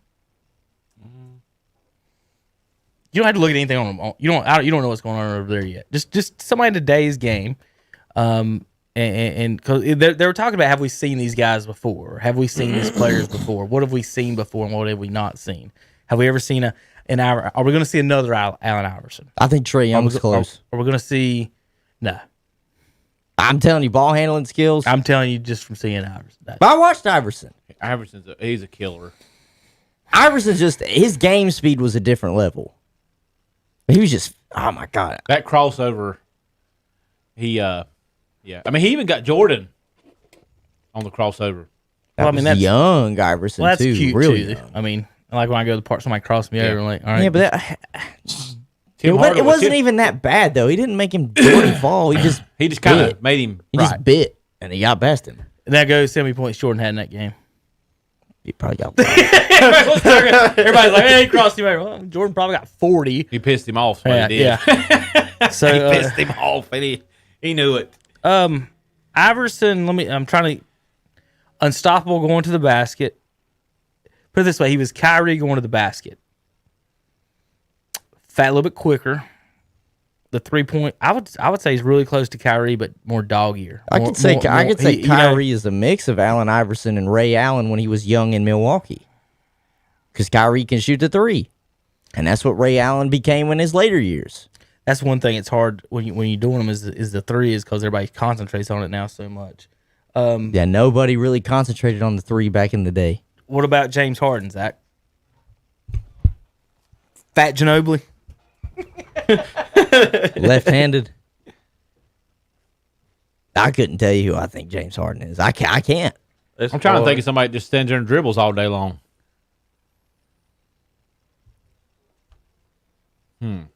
That's hard to choose. Yeah. It's just because James Harden has such a skill set. Like as much as I don't like his game, I have to give credit where credit's due. The man can just score with the best of them. I just don't know. I can't pick somebody out and say that's who he is. You just mentioned Trae Young. I think he's trying to be a Curry.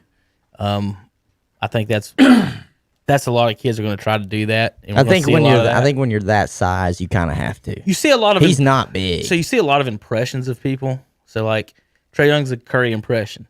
Dame Lillard's a close Curry impression, but he's not Curry. That's the level. Like, so people want to talk about Jordan. I'm like, all right, so let's take Jordan and Dominique, then take Curry and Dame Lillard. Is that fair? Of almost the same player, but for some reason one of them wins every time and the other one doesn't. I think it's got a lot to do with the mental aspect of it. Of Dominique never had that killer. Yeah, I mean he was good. Okay, speaking of that, all right, so I want to touch on some of that a little bit, see, kind of talk about a little bit of that, the guys today, and kind of what they compare to. I put together my Mount Rushmores of basketball, and I've got them by position. It's point guard, shooting guard, small forward, power forward, center, and then I've got a miscellaneous group, and then I may have forgot somebody. I don't know. This is kind of just off the top of my head real quick. Right. Okay? So I'm going to go down some of these and see what you guys say. I tell you what, I can turn the camera a little bit. Is what I can do. I tell you what, Zach, while I work on that camera, if you'll read across the boards in the blue by each position who I got. In the point guard, Magic, Steph Curry, Isaiah Thomas, Oscar Robertson. Shooting guard, Jordan, Kobe, Wade, Jerry West. Small forward, Larry Bird, LeBron, Kevin Durant, Dr. J. Power forward, Karl Malone, Charles Barkley, Dirk Nowitzki, Kevin Garnett. Centers, Hakeem, Russell, Kareem, Wilt, and I'm going to say honorable mentions maybe. Robinson, Duncan, Shaq, Iverson. Those are my miscellaneous. Miscellaneous. Okay. That's your bench players coming up. Not necessarily. So, oh shit! I stepped on my phone. Somebody was on the ground. Somebody play the car crash. Yeah, there it is. I busted my ass here on the floor. Let me move this in a little bit. All right, there's the board. That's the best I can do for you right now. I'll figure it out in a second. All right, so here we go. Zach, point guards. Yeah. All right, so let's do the miscellaneous. David Robinson, Tim Duncan, Shaq, and Iverson. We'll talk about them for a second. These are the guys just on the outside in / I really think they need a mention in the history of the game / I don't know what to do with them. I don't think they can get on. That kind of stuff. If you ask any kid today, he's going to have Shaq on the list. I don't see how you list that you don't have Kareem, Wilt, and Russell, and then Akeem Olajuwon smoked Shaq. So anybody that I think, and Zach will tell you that watched them, I almost would put Akeem Olajuwon almost over anybody.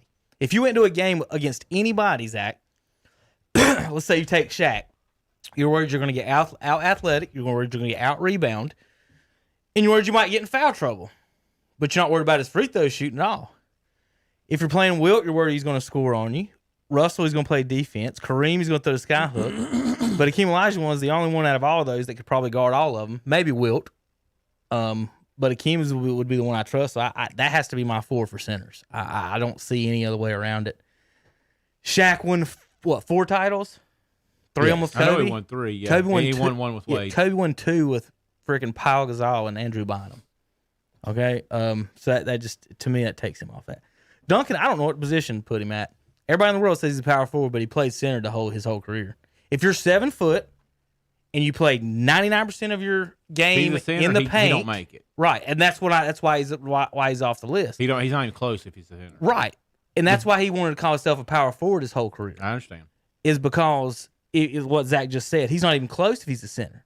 If he's a power he's forward, in top 10. If he's a power forward, I put him ahead of Garnett. But if you're playing basketball and you say, I agree. But if you're playing basketball, you got a 7-footer on the floor and he doesn't leave the paint, and all of his points are in the lane, and he blocks shots and he rebounds. He's not a stretch 4. He's not a 4, and he's 7 foot. And he's guarding the other team's 7-footer. He's not like he's guarding Barkley or whoever the small forward is over there. So I've always thought Duncan was mislabeled. That's why I don't have him on the list with power forwards right now. And so we'll get to that in a second. And that's I'm really iffy on that. So the 2 guards, I went Jordan, Kobe, D. Wade, and Jerry West. Zach? Top 3 is there. West, I mean, you can't argue against him, so I don't have a problem with the list. I would have to think of who I would put it for if it wasn't West, you know? Right. Is that a Clyde Drexler? Is that I would put Reggie over Clyde. Is that a Reggie Miller? I think Clyde's better. Do you? Yeah, I like Clyde. I think Clyde's. I think they won that championship. Jordan wasn't alive. Clyde might be talking about that. Small forward: Larry Bird, LeBron, Kevin Durant, and Dr. J. My question with Dr. J, Zach, was I was going to ask you: is there a guy in the NBA now taking that spot, or going to take it, or should even Dominique have that spot instead of Dr. J? But you got Dominique. And you got Pippen too, but I still think if Dominique's on that team instead of Pippen, they still win the same number of championships, right? I think. Oh, you talking about the Bulls? Yeah, yeah. It's hard. It's a little bit hard though because Pippen being facilitator and defense. Right, but Dominique's better than him. He's gonna put you third. Could they coexist? Michael and who? Dominique? Yeah, maybe.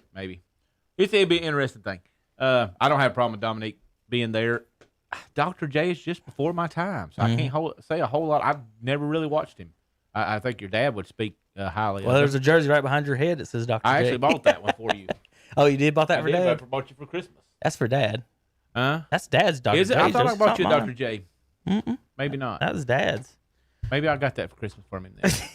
I bought a Dr. J jersey. For somebody. Yeah, I remember buying it. All right, Hunter. So far on our first 3 positions, any thoughts, changes, nominees? Point guard, I got Magic, Steph, Isaiah, and Oscar. Isaiah's won 2 championships. Oscar set every record there was. Steph's the greatest shooter. He's got 2 titles, MVPs. 3 titles, MVPs. You still got Stockton. Magic's got 5. Stockton is off the list because, he doesn't have a championship. Isaiah's got 2 in the same era. Yeah, I ain't gonna disagree with you. Hunter? Steve Nash, has he got a case? Yeah, I had Nash on my brain down there. But there. Like if you look at Nash at the point guards though, Steph's Can't won a guard title. nobody. Isaiah's won 2. Oscar Robertson, you're not putting Nash over Oscar. So Nash, 2-time MVP, gets an honorable mention, I think. And Stockton and Chris Paul are my honorable mentions as well. But the none of only them, thing is holding Chris Paul back to championship. he ain't even been to a conference championship.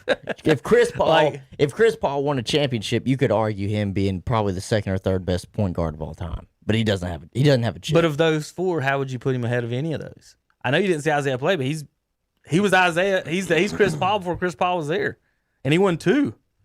And you can't say he wasn't the best player on those teams. I think he falls in without the threes, the Steph range. Who? Because of his size and stuff. Who? Isaiah. Okay.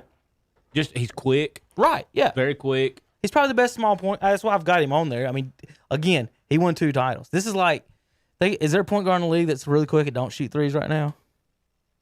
and leading his team to 2 championships based on defense the rest of the team. And Isaiah's think time about in that. defense of him, they had just the 3-point line hadn't been in existence long. Yeah, 5 years, 3 years. Well, actually, he played without it in college, probably. Small forwards, Bird, LeBron, Durant, Dr. J. We talked about that. Now, power forwards, here's where it all gets damn crazy. Do you go by people who call themselves power forwards? Do you go by a specific set of skill sets as a power forward? Do you go by height? Do you if you're 7 foot, you're not a power forward? Do you go what do you use as what is the forward position? Garnett kind of falls in the same thing with Duncan. Excuse me, he's the opposite of Duncan. I misspoke. He's bigger, but he never played the center position really. He was a power forward. Mm-hmm. I'm definitely on the dirt bandwagon on that. Barkley is my number one.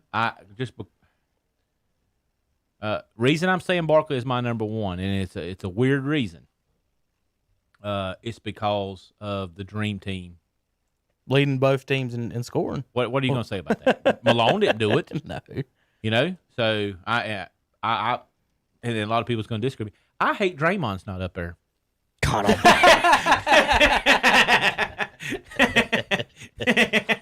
I saw some That was bad. enough. I saw some bad stats the other day, and I was looking at him, and I was He's like, like 7, 7, "Fuck, and 7 he's this year. awful. Oh, it's worse than that. It's 4. He's averaging 4 points a game, Zach. Trash. And he's starting. Hunter, Bobo can't sniff a fucking minute in Denver. And Draymond is getting at least like 20 Why don't they plus. trade him? Why does Denver not? Please, God, trade him.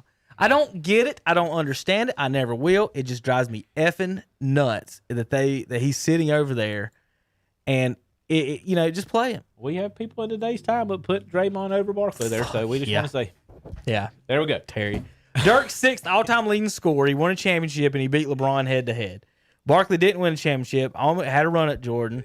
Was an MVP. Dirk beat him by himself. Yeah, pretty much. Karl Malone didn't win a championship, but he's second all-time leading scorer. And then you've got Garnett there. I think he gets underestimated he was the first kind of High school tweener. I can play. Oh. I'm from high school. I can play anywhere from small forward to center. I can play 7-footers. I can play whatever. And then he won a title in Boston. So I don't think Paul Pierce wins it without him coming over there. And then obviously Ray Allen. Absolutely not. So I don't think any of them win it without each other. right. That's just I don't know. So basically, then I had David Robinson, Tim Duncan, Shaq, and Iverson on the outside. Any other honorable mentions? I'm more than happy to. They're more on I the just young. ran out of room there. They would be more up to date on the younger generation who you could throw in. Well, I try to name a few people that's going to have a chance here at some point. Like I mean, we got KD up there. Like, how does LeBron, but- Giannis's career go? We got Steph too. Like, I mean, we do have I put a Steph. bunch Yeah, of people that are he's still playing right now. It's just some of them. The only one that I have a question about, and it's just only because it's just however you classify Duncan, and that's over Right. Garnett. That would be it. Oh yeah. if you want to put him at power forward and say that, then I would take the argument based on accomplishments. That's it. 5 rings. He's going to top. I mean, honestly, those actors are playing 1-on-1. Who you putting your money on though? Garnett could dribble better than Duncan. Duncan was very mechanical. Right. Dude, he's fundamentally sound. That's why they call him the big fundamental. But it's different when there's a 7-footer might have had guard. When it was a 7-footer I think guard. he had good. I think he had good footwork, Yeah, he was fantastic. but Yeah. I just think he was stiff. Mm-hmm. That's the best way I can describe him. 100% agree. How about the all-time stud team, Zach? Like the Shaq, like Wilt, and they're losers. Say so. LeBron would be on the team, and Wilt Chamberlain would be the center, and just like Karl Malone's gonna be your power Karl forward. Malone's your power or forward, even Barkley. There's your forwards. Uh, Yeah, I mean, what was Wilt? 1-9 or 1-8 in the finals, something like that. you shooting guard. I mean, you gonna put Reggie up there or Clyde? I don't. They didn't either one win nothing. They're stuck. Barkley and Malone was stuck in the Jordan era. Mm-hmm. It makes you beg to differ. Would Hakeem even got it if Jordan plays? It would have been a good game. It would have been a good matchup series. I believe. Put it this way. Hakeem and Jordan and Luke Longley swept Shaq in back-to-back years? Shaq got swept by Luke Longley and Akeem in back-to-back years. That's all you need to know about Shaq. And I'm like, Little Penny. He got swept by Luke Longley. The most dominant force of all time. Well, you got swept by Luke Longley. And Akeem spanked that ass. All right, LaMelo, who you want to compare him to? Lonzo? Trash can. They're talking about trading Lonzo now. Yeah. Borrego said that if you have 5 turnovers and don't guard nobody, you're not going to play for him. I Talking agree. about LaMelo. Just give us Cole Anthony. What they should have took to begin with. He fell to 13th or 14th. Yeah. Cole Anthony wasn't picked for a solid 13, 15 picks. I saw a good comparison. I was trying to think of who LaMelo. Well, going on the Lonzo thing, Golden State's interested. Trading You Kelly can tell you who Oubre. Alonzo is? He's Kendall Marshall. Kinda. I like Kendall Marshall. I like Kendall Marshall, but I think he can't shoot. He can only throw a long pass. That is a good kind of comparison, Kendall Marshall. Kendall Marshall throw a pass How tall from was- one end to the How tall other. was Kendall? About 6'4"? I can But he's argue pretty to kinda this tall, day, Kendall Marshall doesn't break his hand, that UNC team agree. wins the national championship. He's a facilitator. Absolutely. Well, he led the league in assists NBA and then got cut the next year. Mm-hmm. Like, he was number 1 in the NBA in assists and got cut. Like how does that happen? I guess if you don't guard anybody. LaMelo, Zach, they were like Magic, and I'm like, shut up. Is if the best case scenario, you see if you can follow me, is let's say Jalen Rose. Yeah, Is that a fair thought comparison on very that? fair. was Jalen had a good career. I wasn't even going to give Jalen Rose. I was going to say, at best, Sean Livingston. Well, Yeah, that's fair. And Sean Livingston was a good player. There was nothing wrong with Sean got hurt. He's Livingston. blew that knee out. Now when he blew his knee out, it was a completely different story. I'm just saying, Jalen Sean was very Livingston good with Indiana. at his size. I'm looking at Lonzo's size because he is 6'7". We can't take that away from him. He is a big guy, not like pure muscle wise, but he's tall. All right, he's got length to him. That's how Sean Livingston was. Sean Livingston, point guard, was more of a facilitator. The only difference was Sean Livingston actually developed a three-point shot. If Lonzo can develop his three-point shot a little bit more than what it is now, there you go. That's him. That's Sean Livingston. There's one up here, too. I know we're on another subject, but he would have to be at least down there as Gary Payton. The glove. he's probably in the top. He's probably in the top 10. I think he's second Listen, or third man. in steals and assists. In the Defense is good. words of Michael Jackson. He's like second in assists, too. In the words of Michael Jordan, I had no problem with the glove. In the words of Michael Jordan, I had no problem with the glove. Gonna be something. In the words of Michael Jackson. Yeah. It doesn't matter if you're black or white. Nah. If you I'm want to be my telling you. lover, Hunter, it does not matter if you're black or white. Gary Payton is 10th all-time assist. Isaiah 9, LeBron 8, Chris Paul 7, Oscar 6, Magic 5, Mark Jackson 4, Steve Nash 3, Jason Kidd 2, and John Stockton. Kidd was on my Yeah, kid's good, but he just one-dimensional. right. Jalen Rose career Zach 14, 4 and 4. That sounds a lot like Alonzo's numbers. Alonzo's rebounding really decent right now, and I think that was. And I mentioned Hunter, if he's getting 7 rebounds off the bench at point guard, he's not guarding anybody. I think that was the point Borrego was making the other night, was that if he's going to go 2 for 7 from 3, 5 turnovers, not guard anybody, he's not helping us out here. Jalen Rose's best year was 24 points, 4 rebounds, and 5 assists. So that's Jalen Rose. He had 4 years in the 20s. Yeah, he was is what Rose got. second best player of the Fab Five. Is he a 6'7"? What'd you say? Second best player of the Fab Well, I Five. thought you said the best player. I was like, we're acting like Chris Second Webber best. wasn't a thing. Second best. Okay. A lot of people say Weber on the power forward list too. His days Who in did Weber get Sacramento. traded for? At the beginning, was it Anthony Hardaway? Mm-hmm. That's what I thought. What about LaMelo compared to White Chocolate, Jason Williams? But he's 6'7". Jason Williams he had the passing Jason Williams was skills. like a white Tim Hardaway. Yeah, I saw him. All right, I good like the Livingston. handles. I hadn't thought about that. Yeah, That's literally that's just what I thought. I thought because what I did with it, I just said off of pure size for his point guard position, That's what Sean Livingston was. People thought Sean Livingston was going to come in and be the next big thing because of his size and how he ran the point guard. And then, like you said, had the terrible knee injury and was never really the same after. Developed a shot. Here's one, everybody. Well, Pete Maravich, Zach. Never saw him enough. I mean, when I've seen highlights of Pete, it is Lonzo. Like he just Lonzo or LaMelo? LaMelo. He just both of them. Hell, it's the same But, damn yeah, they're person. player. He dribbled down the court looking to make some crazy long pass, and somebody said that was what they said. If the Hornets should get Lonzo, and then the response was, "Oh God, that's Borrego's worst nightmare."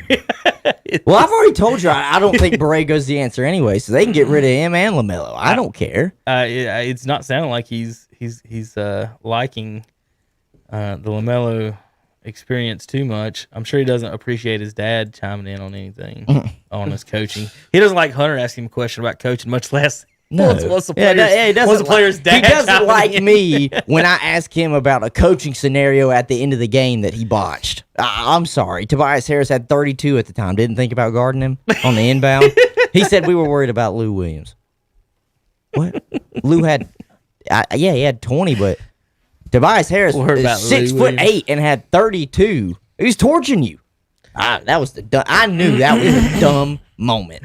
Well, the Hornets tonight face Indiana. And how about Sabonis this year?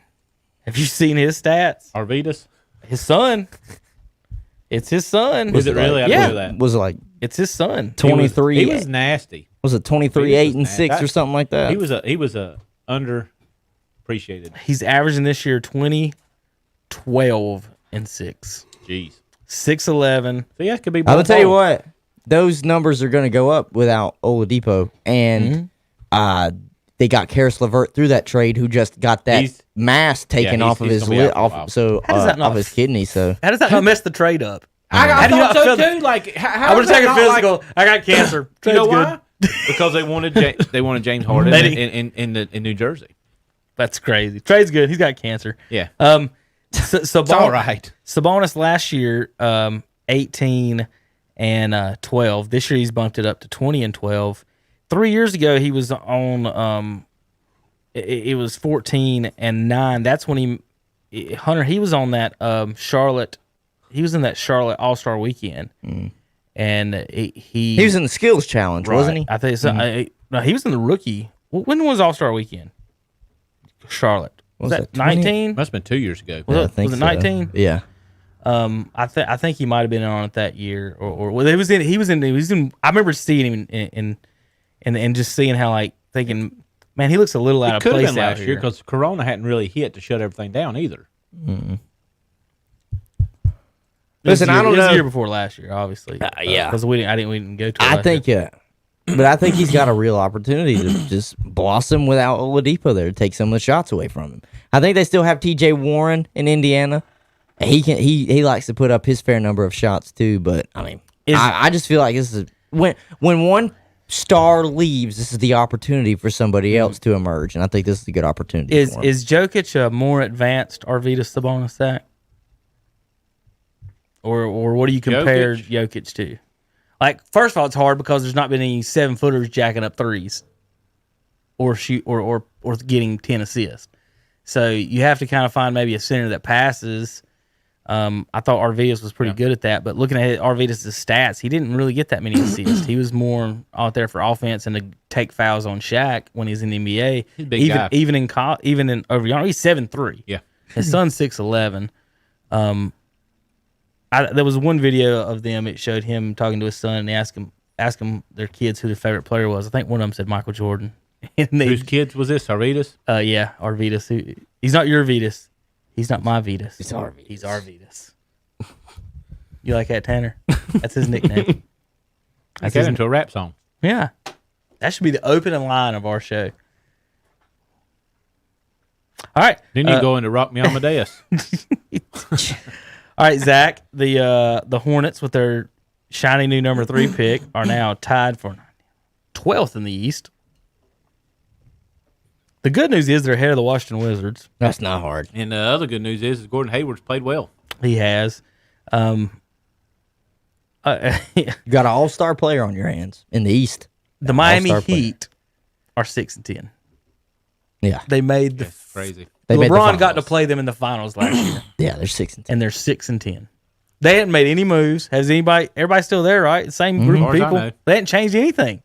They were part of one of the teams that were wanting to trade for James Harden. Mm-hmm. What I heard a few weeks ago is they were wanting to make a play at some point for Bradley Beal, and I'm all for it. You know, I'm a Washington fan, and I just seeing him, just seeing the clip I saw on Twitter of him on the bench last night after dropping 33 and losing by double digits. he got He's just shaking his head, and Y'all only got like 3 players on your roster right now.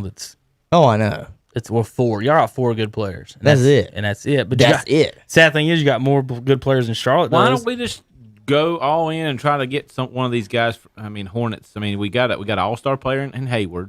The Hornets should try to get Beal. Why They really not? should. They should. You can trade us Terry Rozier. Mm-hmm. Hell, throw LaMelo in there if you want. I don't care. Well, I'd want to get rid of LaMelo, but they wouldn't do it. It would have to be.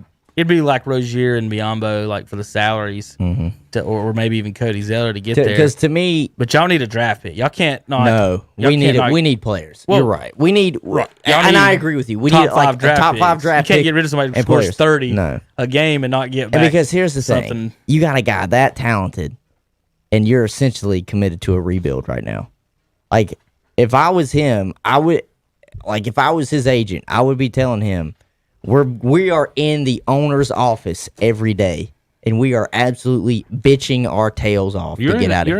You're in the era now where you can just go out and make a statement, and you can get traded. Because and I hate when that happens. I do, because I like for guys to at least try and fulfill a contract. I do But too. at the same time, this is just wasting him. Yep. So I kind of understand. Now, if it was a winning situation, kind of like how I thought at least Houston could win with James Harden, then I'd be mad as What hell. about this? But this is not a winning situation for either team. So for Beal, it's just get me the hell out of Dodge. Sorry, Russ. You're just gonna have to do it on your own. Will the Wizards take Bobo and 2 first-round picks for Bradley Beal? Probably not. I'm trying to figure out a team that needs a shooting guard that's contender. Portland don't. Clippers don't. Jazz don't. Technically, right now, the Warriors do. about Boston? Technically, right now. If Boston, I wasn't looking at the East. Because yet. listen, no, they got because shooting guard- and they got Tatum this is the Brown. only reason why I Tatum? bring this up. Oh, he's- Golden State is actively he kind of plays both. because Golden State's actively shopping Oubre right now. If I'm Golden State, you know I'm going after. Who? I don't know if you're ready for it, but I think it makes sense. They announced yesterday they were looking to trade him. Not Lonzo Ball, but JJ Redick. That's who they're looking to do a package with Lonzo and JJ for Kelly Oubre. They would have to do If I'm that. a championship team, I'm always looking at. I don't at want Redick. Lonzo Ball at all. But if I'm the Warriors, I want Redick to fill that Klay Thompson spot in my offense. He can't play defense like him, but by God, He shoot lights out. yes. That's why I said if they had anything that they could offer up to the table, Oubre's contracted something else for Washington and Beal. Anytime I played the NBA 2K, if I was building my team, I'd always go get JJ. You can Just to put be- him, yeah. You can put him on the wing out there, just kick it to him, shoot a 3. Shouldn't the Bucks really think about putting together some type of an offer for Beal? I think if they put an offer together that included Middleton Yes. and like a I- pick not or with them. something. I mean, they got to get to 3 people. I tell you who really needs him. Got you. I got you right now. Who needs a number 2 guy? Who, if they put him and Bill was either 1 or 2, they've got a 3 already there. They just need that 2 guy. Dallas Mavericks. Yeah.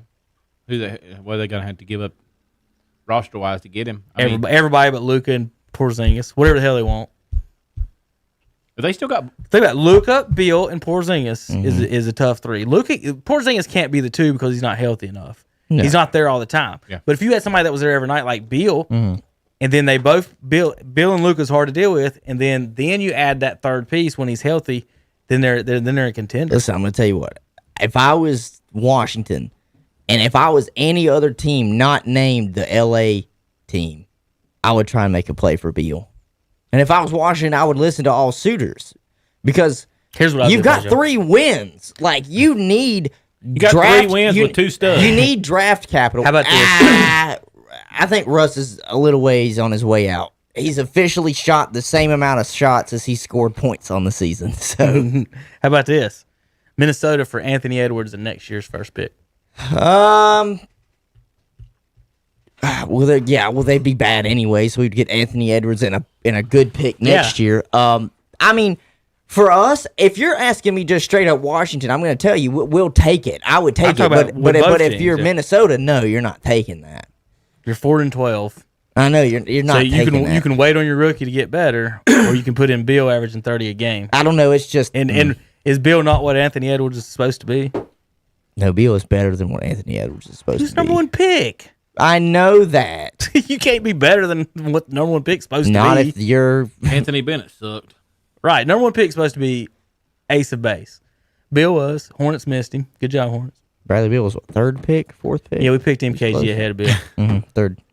He's close to We being picked number one. MKG ahead of somebody that averages 30 points a game. Yeah, but I want you to think about that.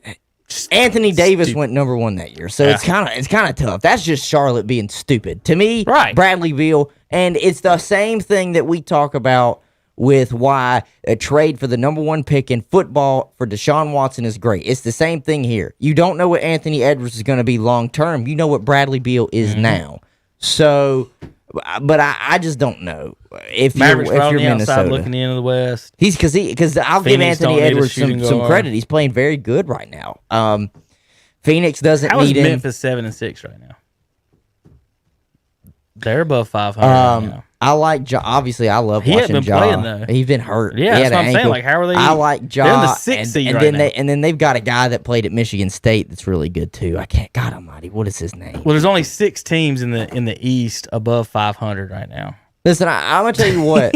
A team that could really use Bradley Beal, and they're actually playing decent, would be the Knicks. Yeah. Because Bradley Beal has complained that Washington ain't playing no defense. They couldn't guard a parked car. Do they trade him in the East? Is the question? on that. I don't know about that, but Do you really care though if you're 4-12? You don't no, matter. you Who know, the hell you know trade You him get the to? best option exactly. you got. You get what you can get, and I'm just saying that because the Knicks right now, or at least when we talked about it Monday, had the number one defense in the NBA. And now you're adding a guy that, right, if I'm not mistaken, is leading the league in scoring average. I think he's over 30. I mean, to me that looks like a match made in heaven. He could go along with a young Obi Toppin. Austin Rivers the other night was about unconscious from the 3-point line and from just being on the floor. So I don't know. There are many options, and Washington should listen to all of them. But I'm not trading him to either LA team unless they give me something substantial. Because even if they put a pick up, it's not going to be good enough. You know what I'm saying? It's going to be one of the later picks. If I trade him to a bottom feeder, then it's going to be one of the early picks, and then we'll be able to go from there. So I don't know. It's going to be weird. If I'm Miami, I at least inquire about it, because then you could put Jimmy as like a small 3 and still have Bam at the 4. You'd have Beal at the 2. And Haslam still can play the center, right? Hey, I don't know. There are 9 teams. You can put Dragic at the 1 and then flip flop whenever Hero and Duncan Robinson come in. I don't know. Like, I feel like Bradley Beal to the Heat would make them a whole lot more dangerous, because what helped them last year is Duncan Robinson and Hero and even Jay Crowder at the time. They were like unconscious from 3, especially Duncan Robinson. And Bradley Beal can really shoot the 3. I feel like that would be a great fit. But I like the Mavericks think. I really do, just for that in the West. Waiting on Udonis Haslam to be the best Heat player ever. He's been there for so long. God Almighty. Didn't you retire him and Jordan's number? Retire his number. There are 9 teams in the East with a losing record right now. 9 teams in the East with a losing record. There's only 15 You can pretty much say the Nets are going to make the championship probably. I mean, they smoked Bucks the other day. I don't think anybody can play with them in 7 games. It's just Bill's leading the NBA in scoring at 34. Durant's got 30. Lillard, Curry, Embiid, Brown, Luka Doncic, Giannis. Zach LaVine is tied with Giannis at 27 a game right now in Chicago. CJ McCollum, Trae Young, Kawhi, Jokic averaging a triple-double. No, not anymore. His assists have come down. 9.3. He's not any good anymore. Not anymore. The only person averaging 10 assists in the NBA is Joker. James Harden. sad. No. That only one person is averaging 10 assists in the NBA. Luka That Doncic is a is 9.9. travesty. 9.9. I put that on the same level as baseball not playing small ball anymore. We'll go all the way back. The latest I can go is 2001, 2002 season. I'll see what it says. They only had one player over 10, Zach. 20 years ago, Andre Miller. Jason Kidd, 9.9. It's almost the exact same stats. I had to look at the names to see if they traded. How about Baron Davis was fourth in that year? Let's go to 2010. 3 players with 10. Darren Williams, Steve Nash, and Chris Paul. Jason Kidd, 9. LeBron and Baron Davis. And Russell Westbrook, 8. So, yeah, all this passing, all this 3-point shooting. It's hard to pile up assists kicking out for 3 when they only make 4 out of. Mm-hmm. If you make 4 out of 10 shots, I mean, or 2 out of 5, it means 3 times I pass it to you if you're open. Right. I'm not getting an assist. So that is a little bit different on that. All right, Hunter, have we missed anything? You're talking, Zach. You ain't been here. Anything that we haven't talked about that you wanted to get into? We'll just finish up the show here. We'll just go get Steph Curry and then offer him a ownership stake to come play for the Hornets. Yeah, that is what he should do. Were you here last week for the new baseball team in Gastonia's name? Yeah. Okay, so we went over that. Wanted to make sure with you on that one. So you're in on the polecats, right? I like the everything about that except for the name on the new team. The Honey Hunters. That's horrible. That's horrible. It's just great weird. looking, like great. The hats are going to be the outfits should be great. They're hunting the Jerseys. honey from the. They're hunting the honey from the strip club. Yeah, just put it out. Yeah, man. Absolutely. Honestly, I would if they're smart, they would go ahead and make a deal with the establishment. We'll call it that, and be like, pregame meals at y'all's place on us. Right? You send the other team. We'll pay for you guys lunch. Yeah. You guys like chicken wings, don't you? Yeah. You like chicken tenders, don't you? And fries? Well, I'll tell you what. When y'all get to the ballpark, we'll see you right down the street. Y'all can walk. Mm-hmm. It's going to be a harder walk back, but y'all can walk. And then come back. Why not? And then think about it, you're sitting in the outfield, and the only thing you're thinking about is chicken wings. It's trashy Gastonia girls. Only thing I want to end the show that I want to make a comment on. We talked a little bit about baseball earlier. Yeah. And I know as much you hate war as much as I hate war. War.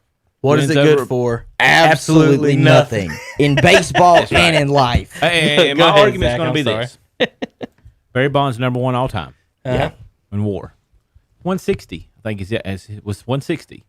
Ken Griffey Jr. is like 83. Mm-hmm. Are you telling me that Bonds is Twice as better as no way? Because he don't put the defense out there. So yeah, that's your mindless stat of the day from That was a hell of a rant. Good God. that was You a win. mindless. The mindless. That was my rant for the day. There you go. You can't that your defense didn't have anything to do with with your war.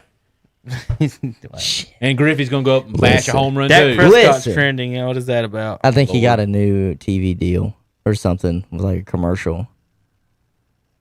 Maybe it's for like Dr. Scholl's foot inserts. Rams expected to have an open quarterback competition. Oh, that's bad. There's the writing on the wall right there. Well, I don't understand. I still don't understand why Dak's trending. It doesn't say. It's just people just talking about quarterback. I saw Skip tweeted Dak Prescott just signed a new commercial deal. Me and Shannon debate on how that affects his negotiations. Are you talking about this with, Bud Light deal? I guess, yeah. They even got a Dak Prescott Bud Light tap. Look at that. It's going to be funny. They have to change it if he's not with Dallas. I know. They just paint over it. Oh God. But no shit. This is what television has come to. That's exactly what they were debating. Is how his new commercial deal affects his negotiations with Jerry. Oh, well, I didn't know a commercial had to do with how he damn played football. The thing about the quarterback is So I'm telling you, they come up with these. That's why you should stay here with Shock Joxx. It's because we don't talk about dumb shit. Why would and Jerry try and pay- turn it into a story? why would he pay $35 million, $40 million for something he can get for 20? I mean, we do talk about dumb shit sometimes. got some but, dumb shit. But I'm just saying, we don't Definitely got try and twist that into a story. Kind of like the other day, And now I'm not trying to get political with it, so I'm not gonna. I'm just saying. Skip, I saw it tweeted again because he does that every time before a segment's about to come up to see if you'll tune in to Undisputed. He tweeted out and said, "Me and Shannon are getting ready to debate how Tom Brady's MAGA hat makes you feel about him now." I'm like, who fucking cares? Oh, God. I thought that one was real again. I'll be honest. I didn't know. I didn't know that Calvin had walked back in there and was going to play those. Wouldn't that be like the noises. ironic? Yeah, the ironic thing is that we have a real one when we walk outside. We just like sitting out there. Yeah, like, all our real. cars are hit. Just don't hit our cars. Yeah. Well, technically, There's a wreck here once a month. it has been recorded. You it's two just definitely recorded. bolting, we did take off. but I don't know if it was loud enough for you to hear it on here through our Loud as microphones. shit. I don't think they heard it on the microphones at all. No, Because yeah. All right. I don't think anything crazy has happened since we've been on here for sports. Dak Prescott just trending because he's got a new freaking commercial deal. Cool. He's making a couple more $1 million that none of us are making. Cool. that's it. All right, I'm gonna go through my stuff real quick. Finally, as one I can't share is a meme of Darth Vader. It's just Luke, help me take my mask off, and it's Luke sitting there with a N95 mask saying, "But you'll die." That's pretty good. I have to send that one to JP. I don't know if he'll get it or not, but whatever. Anything else, Zach? You missed? I mean, I like to make sure I get you covered and everything you wanted to kind of talk about that. I just like to tune in on Saturdays to watch Terry and Tom get into it. Now this is a fun one. This ain't got nothing to do with sports, but deer hunters in America make up the largest standing army in the world. Imagine. If all the deer hunters united, there'd be 11.4 million deer hunters in the United States, and there's only the largest army is China with 2 million. Mm-hmm. So the deer hunters are 6 times bigger than China's army. It's a lot of deer shit. You hunt?